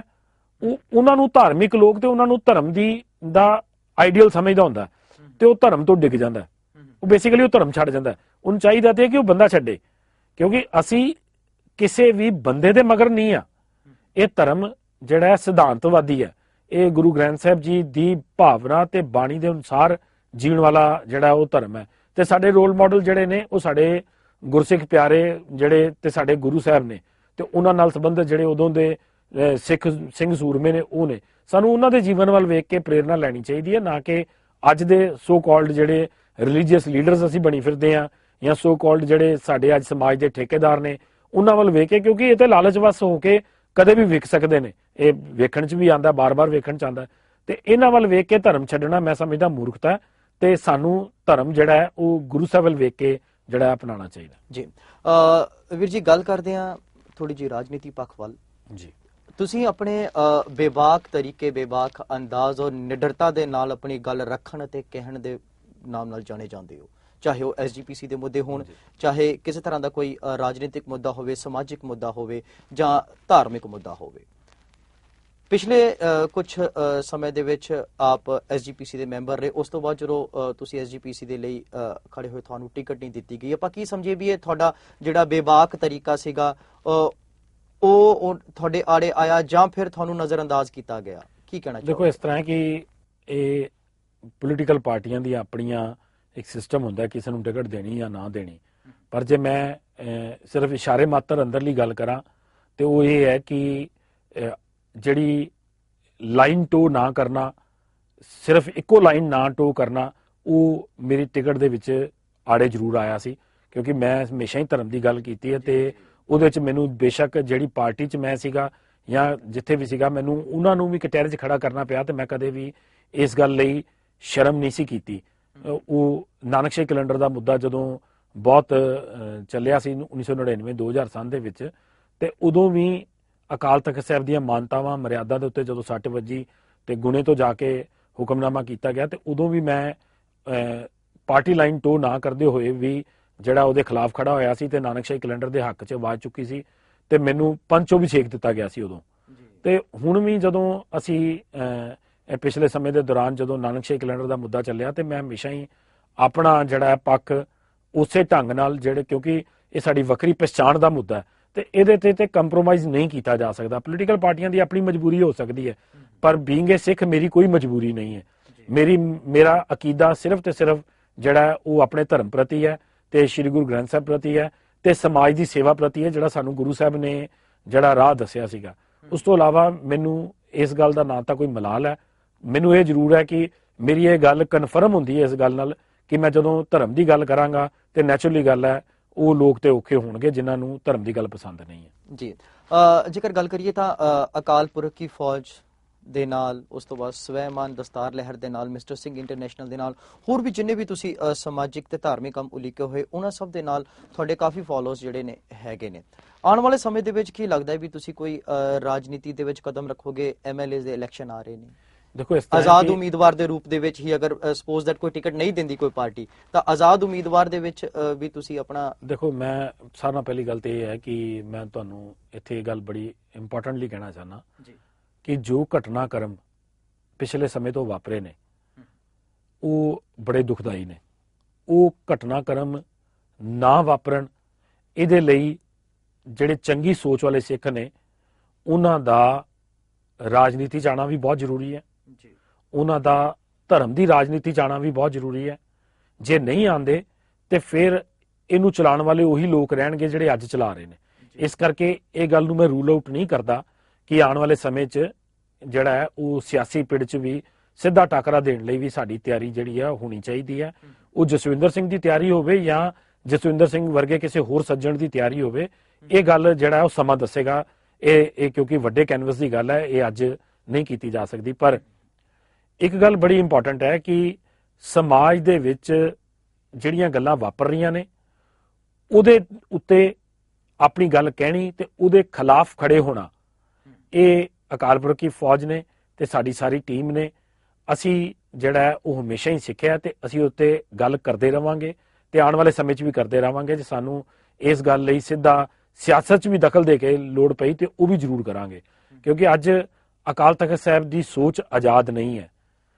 ਅੱਜ ਅਕਾਲ ਤਖਤ ਸਾਹਿਬ ਦੇ ਨਾਲ ਸ਼੍ਰੋਮਣੀ ਕਮੇਟੀ ਆਜ਼ਾਦ ਨਹੀਂ ਹੈ, ਤੇ ਸ਼੍ਰੋਮਣੀ ਕਮੇਟੀ ਦੇ ਅਕਾਲ ਤਖਤ ਸਾਹਿਬ ਨੂੰ ਚਲਾਉਣ ਵਾਲੀ ਅੱਜ ਸਰਕਾਰ ਹੈ, ਕਿਉਂਕਿ ਉਹਨਾਂ ਕੋਲ ਤਾਕਤ ਹੈ। ਤੇ ਜੇ ਤਾਕਤ 'ਚ ਚੰਗੇ ਬੰਦੇ ਆਣ ਤੇ ਇਹ ਸੋਚ ਵੀ ਆਜ਼ਾਦ ਹੋ ਸਕਦੀ ਹੈ। ਤੇ ਮੇਰਾ ਤੇ ਮੰਨਣਾ ਇਹ ਹੈ ਕਿ ਸਿੱਖਾਂ ਨੂੰ ਗੁਰੇਜ਼ ਨਹੀਂ ਕਰਨਾ ਚਾਹੀਦਾ, ਸਗੋਂ ਰਾਜਨੀਤੀ ਦੇ ਪਿੜ ਦੇ ਵਿੱਚ ਵੀ ਚੰਗੇ ਸਿੱਖਾਂ ਨੂੰ ਅੱਗੇ ਵੱਧ ਕੇ ਆਉਣਾ ਚਾਹੀਦਾ, ਤੇ ਪਾਰਟੀਆਂ ਦੇ ਲੈਵਲ ਤੋਂ ਉੱਤੇ ਉੱਠ ਕੇ ਵੀ ਆਓ ਤੇ ਸਿੱਧੇ ਰੂਪ 'ਚ ਵੀ ਆਓ, ਪਰ ਇਸ ਤਰ੍ਹਾਂ ਨਾ ਹੋਵੇ ਕਿ ਸਿੱਖ ਹੀ ਸਿੱਖ ਨਾਲ ਟਕਰਾ ਜਾਵੇ। ਉਹਦੇ ਲਈ ਸਾਨੂੰ ਜਿਹੜੀ ਹੈ ਇੱਕ ਯੋਜਨਾਬੱਧ ਤਰੀਕੇ ਨਾਲ ਜਿਹੜਾ ਉਹ ਪੈਤੜਾ ਲੈਣ ਦੀ ਆਉਣ ਵਾਲੇ ਸਮੇਂ 'ਚ ਲੋੜ ਹੈ। ਪੰਥਕ ਤਾਲਮੇਲ ਸੰਗਠਨ, ਸਮੂਹ ਸਿੱਖ ਜਥੇਬੰਦੀਆਂ ਜਿਹੜੀਆਂ ਨੇ, ਉਹ ਜਿਸ ਸਿੱਖ ਮਿਸ਼ਨਰੀ ਕਾਲਜ, ਗੁਰਮਤਿ ਗਿਆਨ ਮਿਸ਼ਨਰੀ ਕਾਲਜ, ਸਮੂਹ ਸੁਖਮਨੀ ਸੇਵਾ ਸੁਸਾਇਟੀਆਂ, ਚੌਂਤਾ ਦਾ ਮਿਸ਼ਨਰੀ ਕਾਲਜ, ਅਕਾਲ ਪੁਰਖ ਕੀ ਫੌਜ ਤੇ ਹੋਰ ਬਹੁਤ ਸਾਰੀਆਂ ਕੇਸ ਸੰਭਾਲ ਪ੍ਰਚਾਰ ਸੰਸਥਾ, ਕੇਂਦਰੀ ਸ਼੍ਰੀ ਗੁਰੂ ਸਿੰਘ ਸਭਾ, ਇਹ ਸਾਰੀਆਂ ਜਥੇਬੰਦੀਆਂ ਨੇ ਰਲ ਕੇ ਇੱਕ ਸਾਂਝਾ ਪਲੇਟਫਾਰਮ ਤਿਆਰ ਕੀਤਾ, ਜਿੱਥੇ ਅਸੀਂ ਰਾਜਨੀਤਿਕ ਸੋਚ ਵੀ, ਜਿੱਥੇ ਅਸੀਂ ਧਾਰਮਿਕ ਸੋਚ ਵੀ, ਉਹ ਵਿਜ਼ਨ ਜਿਹੜਾ ਹੈ ਕਿ ਕਿੱਦਾਂ ਦਾ ਹੋਣਾ ਚਾਹੀਦਾ ਪੰਜਾਬ ਦਾ, ਉਹ ਬਹੁਤ ਜਲਦ ਜਿਹੜਾ ਉਹਨੂੰ ਉਲੀਕਣ ਜਾ ਰਹੇ ਆ। ਤੇ ਗੁਰੂ ਸਾਹਿਬ ਕਿਰਪਾ ਕਰਨਗੇ ਕਿ ਆਉਣ ਵਾਲਾ ਸਮਾਂ ਜਿਹੜਾ ਹੈ ਉਹ ਪੋਜ਼ਿਟਿਵ ਰੰਗ ਲਿਆਏਗਾ। ਜੀ, ਅੱਜ ਕੱਲ੍ਹ ਇੱਕ ਬਹੁਤ ਹੀ ਅਟਕਲਾਂ ਲਗਾਈਆਂ ਜਾ ਰਹੀਆਂ ਨੇ, ਜਾਂ ਨਿਊਜ਼ਪੇਪਰ ਦੇ ਵਿੱਚ, ਨਿਊਜ਼ਾਂ ਦੇ ਵਿੱਚ ਅਸੀਂ ਆਮ ਪੜ੍ਹਦੇ ਹਾਂ ਵੀ ਸ਼੍ਰੀ ਦਰਬਾਰ ਸਾਹਿਬ ਨੂੰ ਵਿਸ਼ਵ ਵਿਰਾਸਤ ਦੇ ਵਿੱਚ ਸ਼ਾਮਿਲ ਕੀਤਾ ਜਾ ਰਿਹਾ ਹੈ। ਇਹ ਜਿਹੜੀਆਂ ਅਟਕਲਾਂ ਨੇ, ਇਹ ਕਿੰਨੀਆਂ ਕੁ ਸੱਚੀਆਂ ਨੇ, ਅਸੀਂ ਜਾਣਨਾ ਚਾਹਾਂਗੇ। ਦੇਖੋ, ਇਸ ਤਰ੍ਹਾਂ ਹੈ ਕਿ ਮੈਨੂੰ ਨਹੀਂ ਇਹ ਗੱਲ ਸਮਝ ਲੱਗਦੀ ਕਿ ਵਿਸ਼ਵ ਵਿਰਾਸਤ ਕੀ ਹੈ, ਕਿ ਸਾਨੂੰ ਕਿਸੇ ਕੋਲੋਂ ਸਰਟੀਫਿਕੇਟ ਦੀ ਲੋੜ ਹੈ ਸ਼੍ਰੀ ਦਰਬਾਰ ਸਾਹਿਬ ਲਈ ਕਿ ਇਹ ਵਿਸ਼ਵ ਵਿਰਾਸਤ ਹੈ। ਇਹ ਸਾਡੇ ਧਰਮ ਦੀ ਧਰੋਹਰ ਹੈ, ਸਾਡੇ ਧਰਮ ਦੀ ਵਿਰਾਸਤ ਹੈ, ਤੇ ਇਸ ਗੱਲ ਨੂੰ ਕਿਸੇ ਕੋਲੋਂ ਸਰਟੀਫਿਕੇਟ ਦੀ ਲੋੜ ਨਹੀਂ ਹੈ। ਜਿੱਥੋਂ ਤੱਕ ਰੱਖ ਰਖਾਵ ਦਾ ਸੰਬੰਧ ਹੈ, ਤੇ ਅੱਜ ਵੀ ਸੰਗਤਾਂ ਬੜੇ ਸੁਚੱਜੇ ਢੰਗ ਦੇ ਨਾਲ ਜਿਹੜਾ ਉਹ ਸ਼੍ਰੀ ਦਰਬਾਰ ਸਾਹਿਬ ਦਾ ਰੱਖ ਰਖਾਵ ਕਰ ਰਹੀਆਂ, ਰੋਜ਼ ਸਫਾਈ ਹੋ ਰਹੀ ਹੈ, ਸਾਰਾ ਕੁਝ ਹੋ ਰਿਹਾ। ਉਹਦੇ ਲਈ ਇਹ ਤੇ ਕੀਤਾ ਜਾ ਸਕਦਾ ਕਿ ਕੁਝ ਐਕਸਪਰਟਸ ਨੂੰ as a adviser Shiromani Gurdwara Prabandhak committee hire ਕਰ ਲਵੇ ਤੇ ਉਹਨਾਂ ਦੀ ਨਿਗਰਾਨੀ 'ਚ ਸਾਰੇ ਕੰਮ ਹੋਣ, ਤਾਂ ਜੋ ਕੋਈ ਵੀ ਇਸ ਧਰੋਹਰ ਦਾ ਨੁਕਸਾਨ ਨਾ ਹੋ ਸਕੇ। ਅਸੀਂ ਬਿਲਡਿੰਗਾਂ ਨਾਲ ਜੁੜੇ ਹੋਏ ਲੋਕ ਨਹੀਂ ਆ, ਅਸੀਂ ਸਿਧਾਂਤ ਨਾਲ ਜੁੜੇ ਹੋਏ ਲੋਕ ਆ। ਹਰਮੰਦਰ ਸਾਹਿਬ ਤਾਂ ਕਈ ਵਾਰੀ ਢੱਠਾ, ਪਰ ਸਾਡਾ ਸਿਧਾਂਤ ਕਦੇ ਨਹੀਂ ਢੱਠਿਆ। ਉਹ ਸਿਧਾਂਤ ਸਾਡੇ ਸੀਨਿਆਂ 'ਚ ਹਮੇਸ਼ਾ ਹੀ ਜਾਗਦਾ, ਤੇ ਉਸ ਵਿਰਾਸਤ ਨੂੰ ਕੋਈ ਨਹੀਂ ਖੋ ਸਕਦਾ। ਹੁਣ ਜਗ੍ਹਾ ਦੀਆਂ ਵਿਰਾਸਤਾਂ ਦੇ ਨਾਲ ਜਿਹੜਾ ਮੈਨੂੰ ਲੱਗਦਾ ਹੈ ਕਿ ਅਸੀਂ ਥੱਲੇ ਨੂੰ ਜਾਵਾਂਗੇ। ਇੱਕ ਗੱਲ ਤੇ ਦੂਜੀ ਗੱਲ ਹੈ ਕਿ ਜਿੱਥੇ ਜਿੱਥੇ ਵੀ ਤੁਸੀਂ ਵਿਸ਼ਵ ਵਿਰਾਸਤ ਦੀ ਗੱਲ ਕਰਦੇ ਹੋ, ਜਾਂ ਜਦੋਂ ਵੀ ਹਿੰਦੁਸਤਾਨ ਪੱਧਰ ਤੇ ਵੀ ਕਿਸੇ ਗੱਲ ਨੂੰ ਨੈਸ਼ਨਲ ਮੋਨੂਮੈਂਟ ਦੇ ਰੂਪ 'ਚ ਜਿਹੜਾ ਹੈ ਸਰਕਾਰ ਉਹਦੀ ਨੋਟੀਫਾਈ ਕਰ ਦਿੰਦੀ ਹੈ, ਤੇ ਉੱਥੇ ਕੁਝ ਰਿਸਟ੍ਰਿਕਸ਼ਨਸ ਲੱਗ ਜਾਂਦੀਆਂ। ਉੱਥੇ ਆਵਾਜਾਈ ਤੇ ਪਾਬੰਦੀ ਲੱਗ ਸਕਦੀ ਹੈ, ਉੱਥੇ ਉਹਦੇ ਰੱਖ ਰਖਾਵ 'ਚ ਪਾਬੰਦੀ ਲੱਗ ਸਕਦੀ ਹੈ, ਡੂ ਡੋਂਟਸ ਆ ਸਕਦੇ ਨੇ। ਪਰ ਇਹ ਤਾਂ ਸੰਗਤਾਂ ਲਈ ਖੁੱਲਾ ਘਰ ਹੈ, ਤੇ ਇੱਥੇ ਤੇ ਕਿਸੇ ਕਿਸਮ ਦੀ ਪਾਬੰਦੀ ਜਿਹੜੀ ਹੈ ਉਹ ਸਰਕਾਰ ਲਾਵੇ ਜਾਂ ਉਹ ਯੂਨੈਸਕੋ ਵਰਗੀ ਸੰਸਥਾ ਲਾਵੇ ਤੇ ਬਰਦਾਸ਼ਤ ਨਹੀਂ ਹੋਣੀ।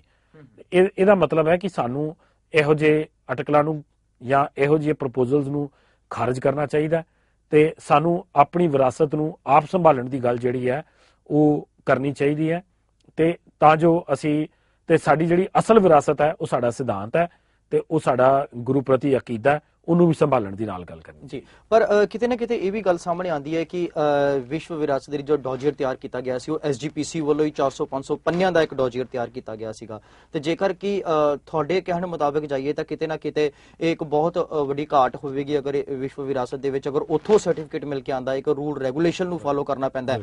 ਪਰ ਇਸ ਸਮਝ ਦੇ ਬਾਵਜੂਦ ਵੀ ਇੱਕ 400-500 ਪੰਨਿਆਂ ਦਾ ਡੋਜੀਅਰ ਤਿਆਰ ਕਰਕੇ ਉੱਥੇ ਭੇਜਿਆ ਜਾਂਦਾ ਹੈ। ਦੇਖੋ, ਜਦੋਂ ਉਹ ਡੋਜ਼ੀਅਰ ਤਿਆਰ ਕੀਤਾ ਗਿਆ ਸੀ, ਮੈਂ ਉਦੋਂ ਵੀ ਵਿਰੋਧ 'ਚ ਸੀ। ਇਹੀ ਕਾਰਨ ਸੀ ਕਿ ਉਹ ਡੋਜ਼ੀਅਰ ਤੇ ਤਿਆਰ ਹੋਣ ਦੇ ਬਾਵਜੂਦ, ਕਿਉਂਕਿ ਹਮੇਸ਼ਾ ਮੈਂ ਗੱਲ ਕਹੀ ਨਾ ਕਿ ਸਾਰਿਆਂ ਦੀ ਸੋਚ ਨਹੀਂ ਰਲਦੀ ਹੁੰਦੀ, ਹਰ ਇੱਕ ਬੰਦਾ ਆਪਣੇ ਆਪਣੇ ਮੁਤਾਬਕ ਸੋਚਦਾ, ਤੇ ਉਹ ਡੋਜ਼ੀਅਰ ਤਿਆਰ ਹੋਣ ਦੇ ਬਾਵਜੂਦ ਵੀ ਉਹਨੂੰ ਡ੍ਰੌਪ ਕੀਤਾ ਗਿਆ ਉਸ ਪ੍ਰਪੋਜ਼ਲ ਨੂੰ, ਕਿਉਂਕਿ ਜਿਹੜੇ ਇਸ ਸੋਚ ਦੇ ਪੱਖੀ ਸੀ ਜਾਂ ਹਾਮੀ ਸੀ ਕਿ ਇਹਨੂੰ ਜਿਹੜਾ ਕਿਸੇ ਤੋਂ ਸਰਟੀਫਿਕੇਟ ਦੀ ਲੋੜ ਨਹੀਂ ਹੈ, ਉਹਨਾਂ ਦੀ ਗੱਲ ਨੂੰ ਜਿਹੜਾ ਹੈ ਉਹ ਜ਼ਿਆਦਾ ਪ੍ਰਬਲ ਤਰੀਕੇ ਨਾਲ ਅਸੀਂ ਰੱਖ ਪਾਏ, ਤੇ ਇਹ ਡੋਜ਼ੀਅਰ ਬਣਿਆ ਹੋਇਆ ਵੀ ਸਕ੍ਰੈਪ ਕੀਤਾ ਗਿਆ। ਇਸ ਕਰਕੇ ਮੈਨੂੰ ਇਹ ਲੱਗਦਾ ਹੈ ਕਿ ਉਹ ਗੱਲ ਉਦੋਂ ਹੀ ਖਤਮ ਹੋ ਗਈ ਸੀ, ਉਸ ਤੋਂ ਬਾਅਦ ਉਹ ਗੱਲ ਦੁਬਾਰਾ ਕਦੇ ਨਹੀਂ ਚੱਲੀ, ਤੇ ਨਾ ਹੁਣ ਜਦੋਂ ਵੀ ਅਖਬਾਰਾਂ 'ਚ ਗੱਲਾਂ ਆਉਂਦੀਆਂ ਤੇ ਆਪਣੇ ਆਪ 'ਚ ਐਵੇਂ ਹੀ ਚੱਲੀਆਂ ਹੋਈਆਂ ਗੱਲਾਂ ਨੇ, ਕਿਉਂਕਿ ਕਿਸੇ ਕੋਲ ਹੋਰ ਕੋਲ ਹੱਕ ਨਹੀਂ ਹੈ ਕਿ ਉਹ ਸਾਡਾ ਦਰਬਾਰ ਸਾਹਿਬ ਦੀ ਨੂੰ ਲਿਸਟਿੰਗ ਕਰਾਉਣ ਲਈ ਭੇਜ ਦੇਵੇ। ਇਹ ਸਿੱਖਾਂ ਕੋਲ ਹੀ ਹੱਕ ਹੈ, ਪਰ ਸਾਨੂੰ ਇਹਦੀ ਲੋੜ ਨਹੀਂ ਹੈ। ਜੀ, ਵੀਰ ਜੀ ਸਮਾਂ ਜਿਹੜਾ ਸੀਮਿਤ ਹੈਗਾ, ਆਖਰ ਦੇ ਵਿੱਚ ਅਸੀਂ ਇਹੀ ਪੁੱਛਾਂਗੇ ਵੀ ਜਿਹੜੇ ਨੌਜਵਾਨ ਨੇ ਪਤਿਤ ਪੁਣੇ ਵੱਲ ਵੱਧ ਰਹੇ ਨੇ, ਧਰਮ ਦੇ ਬਦਲਾਵ ਵੱਲ ਵੱਧ ਰਹੇ ਨੇ, ਸਾਡੀਆਂ ਬੱਚੀਆਂ ਲਵ ਜਿਹਾਦ ਵੱਲ ਵੱਧ ਰਹੀਆਂ ਨੇ, ਨੌਜਵਾਨਾਂ ਦੇ ਲਈ ਤੁਸੀਂ ਕੀ ਸੰਦੇਸ਼ ਦੇਣਾ ਚਾਹੋਗੇ? ਮੈਨੂੰ ਇਸ ਤਰ੍ਹਾਂ ਲੱਗਦਾ ਜੀ ਕਿ ਸਾਡੇ ਘਰਾਂ 'ਚ ਜਿਹੜੀ ਵਿਰਸਾ ਸੀ ਨਾ, ਉਹ ਗਵਾਚ ਗਿਆ ਜੀ। ਮਾਵਾਂ ਦਾਦੀਆਂ ਬੱਚਿਆਂ ਨੂੰ ਕਹਾਣੀਆਂ ਸਾਖੀਆਂ ਗੁਰੂ ਸਾਹਿਬ ਦੀਆਂ, ਉਹਨਾਂ ਦੇ ਸਿੰਘਾਂ ਦੀਆਂ ਸੁਣਾਇਆ ਕਰਦੀਆਂ ਸੀ।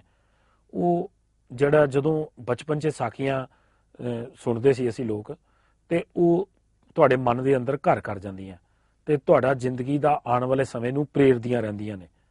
ਅੱਜ ਨਿਊਕਲੀਅਸ ਫੈਮਿਲੀਜ਼ ਹੋਣ ਕਰਕੇ ਜਿਹੜਾ ਪੁੱਤਰ ਜਿਹੜਾ ਮਾਂ ਪਿਓ ਤੋਂ ਵੱਖਰਾ ਰਹਿ ਰਿਹਾ, ਦਾਦਾ ਦਾਦੀ ਓਲਡ ਏਜ ਹੋਮ 'ਚ ਪਾਏ ਨੇ ਜਾਂ ਕਿਤੇ ਨੇ, ਉਹਦੇ ਕਰਕੇ ਅੱਜ ਪੋਤਰੇ ਦਾਦਾ ਦਾਦੀ ਦੇ ਉਸ ਸਮੇਂ ਦਾ ਲਾਹਾ ਲੈਣ ਤੋਂ ਵਾਂਝੇ ਰਹਿ ਗਏ। ਇੱਕ ਤੇ ਪੱਖ ਇਹ ਵੀ ਹੈ। ਦੂਜਾ, ਸਾਡੇ ਕੋਲ ਪਰਿਵਾਰ 'ਚ ਸਮਾਂ ਨਹੀਂ ਰਿਹਾ, ਜਾਂ ਮੈਂ ਕਹਾਂ ਕਿ ਸਮਾਂ ਨਹੀਂ ਕੱਢਣਾ ਚਾਹੁੰਦੇ ਅਸੀਂ। ਸਮਾਂ ਤੇ ਹੈਗਾ, ਪਰ ਅਸੀਂ ਪ੍ਰਾਇੋਰਟੀ ਨਹੀਂ ਫਿਕਸ ਕਰਦੇ ਕਿ ਅਸੀਂ ਇਕੱਠੇ ਬੈਠ ਕੇ ਗੁਰੂ ਸਾਹਿਬ ਦੇ ਜਿਹੜੇ ਦਿਨ ਨੇ ਉਹਨਾਂ ਨੂੰ ਪਰਿਵਾਰ 'ਚ ਸੈਲੀਬ੍ਰੇਟ ਕਰੀਏ ਤੇ ਆਪਣੇ ਬੱਚਿਆਂ ਨੂੰ ਵਿਰਾਸਤ ਨੂੰ ਯਾਦ ਕਰਾਈਏ ਤੇ ਬਾਣੀ ਪੜ੍ਹੀਏ ਤੇ ਅਰਥਾਂ ਸਮੇਤ ਪੜ੍ਹੀਏ। ਅੱਜ ਬਾਣੀ ਨੂੰ ਅਸੀਂ ਜਿਹੜਾ ਉਹ ਪੜ੍ਹਦੇ ਹਾਂ ਇੱਕ ਮੰਤਰ ਦੇ ਰੂਪ 'ਚ ਪੜ੍ਹ ਗਏ ਤੇ ਬਸ ਉਹ ਗੱਲ ਖਤਮ ਹੋ ਜਾਂਦੀ ਹੈ। ਉਹ ਛੋਟੀਆਂ ਛੋਟੀਆਂ ਉਹਦੇ 'ਚ ਜਿਹੜੇ ਰਹੱਸ ਨੇ, ਜਿਹੜੀਆਂ ਉਹਦੇ 'ਚ ਰਮਜਾਂ ਨੇ, ਉਹ ਜੇ ਮਾਤਾ ਪਿਤਾ ਪਹਿਲੇ ਆਪ ਪੜ੍ਹਨ ਤੇ ਫਿਰ ਬੱਚਿਆਂ ਨੂੰ ਪੜ੍ਹਾਉਣ, ਤੇ ਉਹ ਮੈਨੂੰ ਲੱਗਦਾ ਹੈ ਕਿ ਬੜੇ ਵੱਡੀ ਬਦਲਾਵ ਆ ਸਕਦਾ। ਜਦੋਂ ਇੱਕ ਘਰ ਦੇ ਅੰਦਰ ਬਦਲਾਵ ਆਏਗਾ ਤੇ ਸਾਰੇ ਸਮਾਜ ਦੇ ਅੰਦਰ ਜਿਹੜਾ ਉਹ ਬਦਲਾਵ ਆ ਸਕਦਾ ਜੀ। ਜਿਵੇਂ ਕਿ ਐਡਵੋਕੇਟ ਜਸਵਿੰਦਰ ਸਿੰਘ ਹੋਰਾਂ ਨੇ ਦੱਸਿਆ, ਔਰ ਬਹੁਤ ਵਧੀਆ ਤਰੀਕੇ ਦੇ ਨਾਲ ਦੱਸਿਆ ਕਿ ਅੱਜ ਸਾਡੇ ਇੰਨੀ ਵਿਅਸਤਤਾ ਦੇ ਕਾਰਨ ਸਾਡੇ ਰਿਸ਼ਤਿਆਂ ਦੇ ਵਿੱਚ ਦਰਾਰ ਆ ਰਹੀ ਹੈ। ਅਸੀਂ ਆਪਣੇ ਰਿਸ਼ਤਿਆਂ ਦੀਆਂ ਕਦਰਾਂ ਕੀਮਤਾਂ ਨੂੰ ਭੁੱਲਦੇ ਜਾ ਰਹੇ ਹਾਂ, ਗੁਰੂਆਂ ਦੀ ਸਿੱਖਿਆਵਾਂ ਨੂੰ ਭੁੱਲਦੇ ਜਾ ਰਹੇ ਹਾਂ, ਗੁਰੂਆਂ ਦੀ ਬਾਣੀਆਂ ਨੂੰ ਭੁੱਲਦੇ ਜਾ ਰਹੇ ਹਾਂ। ਪਰ ਨਹੀਂ, ਗੁਰੂ ਮਹਾਰਾਜ ਕਿਰਪਾ ਕਰੇ ਉਹਨਾਂ ਸਾਰੇ ਬੱਚਿਆਂ ਦੇ ਉੱਪਰ ਜੋ ਕਿ ਪਤਿਤ ਪੁਣੇ ਦੇ ਵੱਲ ਵੱਧ ਰਹੇ ਨੇ, ਜੋ ਕਿ ਮਾੜੇ ਕੰਮਾਂ ਦੇ ਵੱਲ ਵੱਧ ਰਹੇ ਨੇ ਔਰ ਆਪਣੇ ਗੁਰੂਆਂ ਦੇ ਆਦਰਸ਼ਾਂ ਤੇ ਉਪਦੇਸ਼ਾਂ ਤੋਂ ਭਟਕ ਚੁੱਕੇ ਨੇ। ਗੁਰੂ ਮਹਾਰਾਜ ਕਿਰਪਾ ਕਰੇ ਉਹਨਾਂ ਨੂੰ ਸਿੱਧੇ ਰਾਹੇ ਲਾਏ, ਔਰ ਅਸੀਂ ਆਸ ਕਰਦੇ ਹਾਂ ਕਿ ਵੱਧ ਤੋਂ ਵੱਧ ਨੌਜਵਾਨ ਬੱਚੇ ਬੱਚੀਆਂ ਜਸਵਿੰਦਰ ਸਿੰਘ ਐਡਵੋਕੇਟ ਹੁਣਾਂ ਵੱਲੋਂ, ਅਕਾਲ ਪੁਰਖ ਕੀ ਫੌਜ ਵੱਲੋਂ, ਸਵੈਮਾਨ ਦਸਤਾਰ ਲਹਿਰ, ਮਿਸਟਰ ਸਿੰਘ ਇੰਟਰਨੈਸ਼ਨਲ ਅਤੇ ਹੋਰ ਵੀ ਇਹਨਾਂ ਵੱਲੋਂ ਸਮਾਜਿਕ ਅਤੇ ਧਾਰਮਿਕ ਲੰਬੇ ਗਏ ਉਪਰਾਲਿਆਂ ਦੇ ਵਿੱਚ ਸ਼ਾਮਿਲ ਹੋ ਕਰਕੇ ਆਪਣਾ ਜੀਵਨ ਸਫਲਾ ਕਰਨ ਤੇ ਗੁਰੂ ਮਹਾਰਾਜ ਉਹਨਾਂ ਤੇ ਆਪਣੀ ਅਪਾਰ ਬਖਸ਼ਿਸ਼ ਕਿਰਪਾ ਇਸੇ ਤਰ੍ਹਾਂ ਬਣਾਈ ਰੱਖੇ। ਸੋ ਜਸਵਿੰਦਰ ਸਿੰਘ ਜੀ, ਤੁਹਾਡਾ ਸਾਡੇ ਸਟੂਡੀਓ ਵਿੱਚ ਆਉਣ ਤੇ ਸਾਡੇ ਨਾਲ ਪੂਰੀ ਗੱਲਬਾਤ ਸਾਂਝੀ ਕਰਨ ਦੇ ਉੱਪਰ ਤੁਹਾਡਾ ਬਹੁਤ ਬਹੁਤ ਧੰਨਵਾਦ ਜੀ। ਫਤਿਹ ਦੀ ਸਾਂਝ ਪਾਉਂਦੇ ਜੀ। ਵਾਹਿਗੁਰੂ ਜੀ ਕਾ ਖਾਲਸਾ, ਵਾਹਿਗੁਰੂ ਜੀ ਕੀ ਫਤਿਹ। ਇੱਕ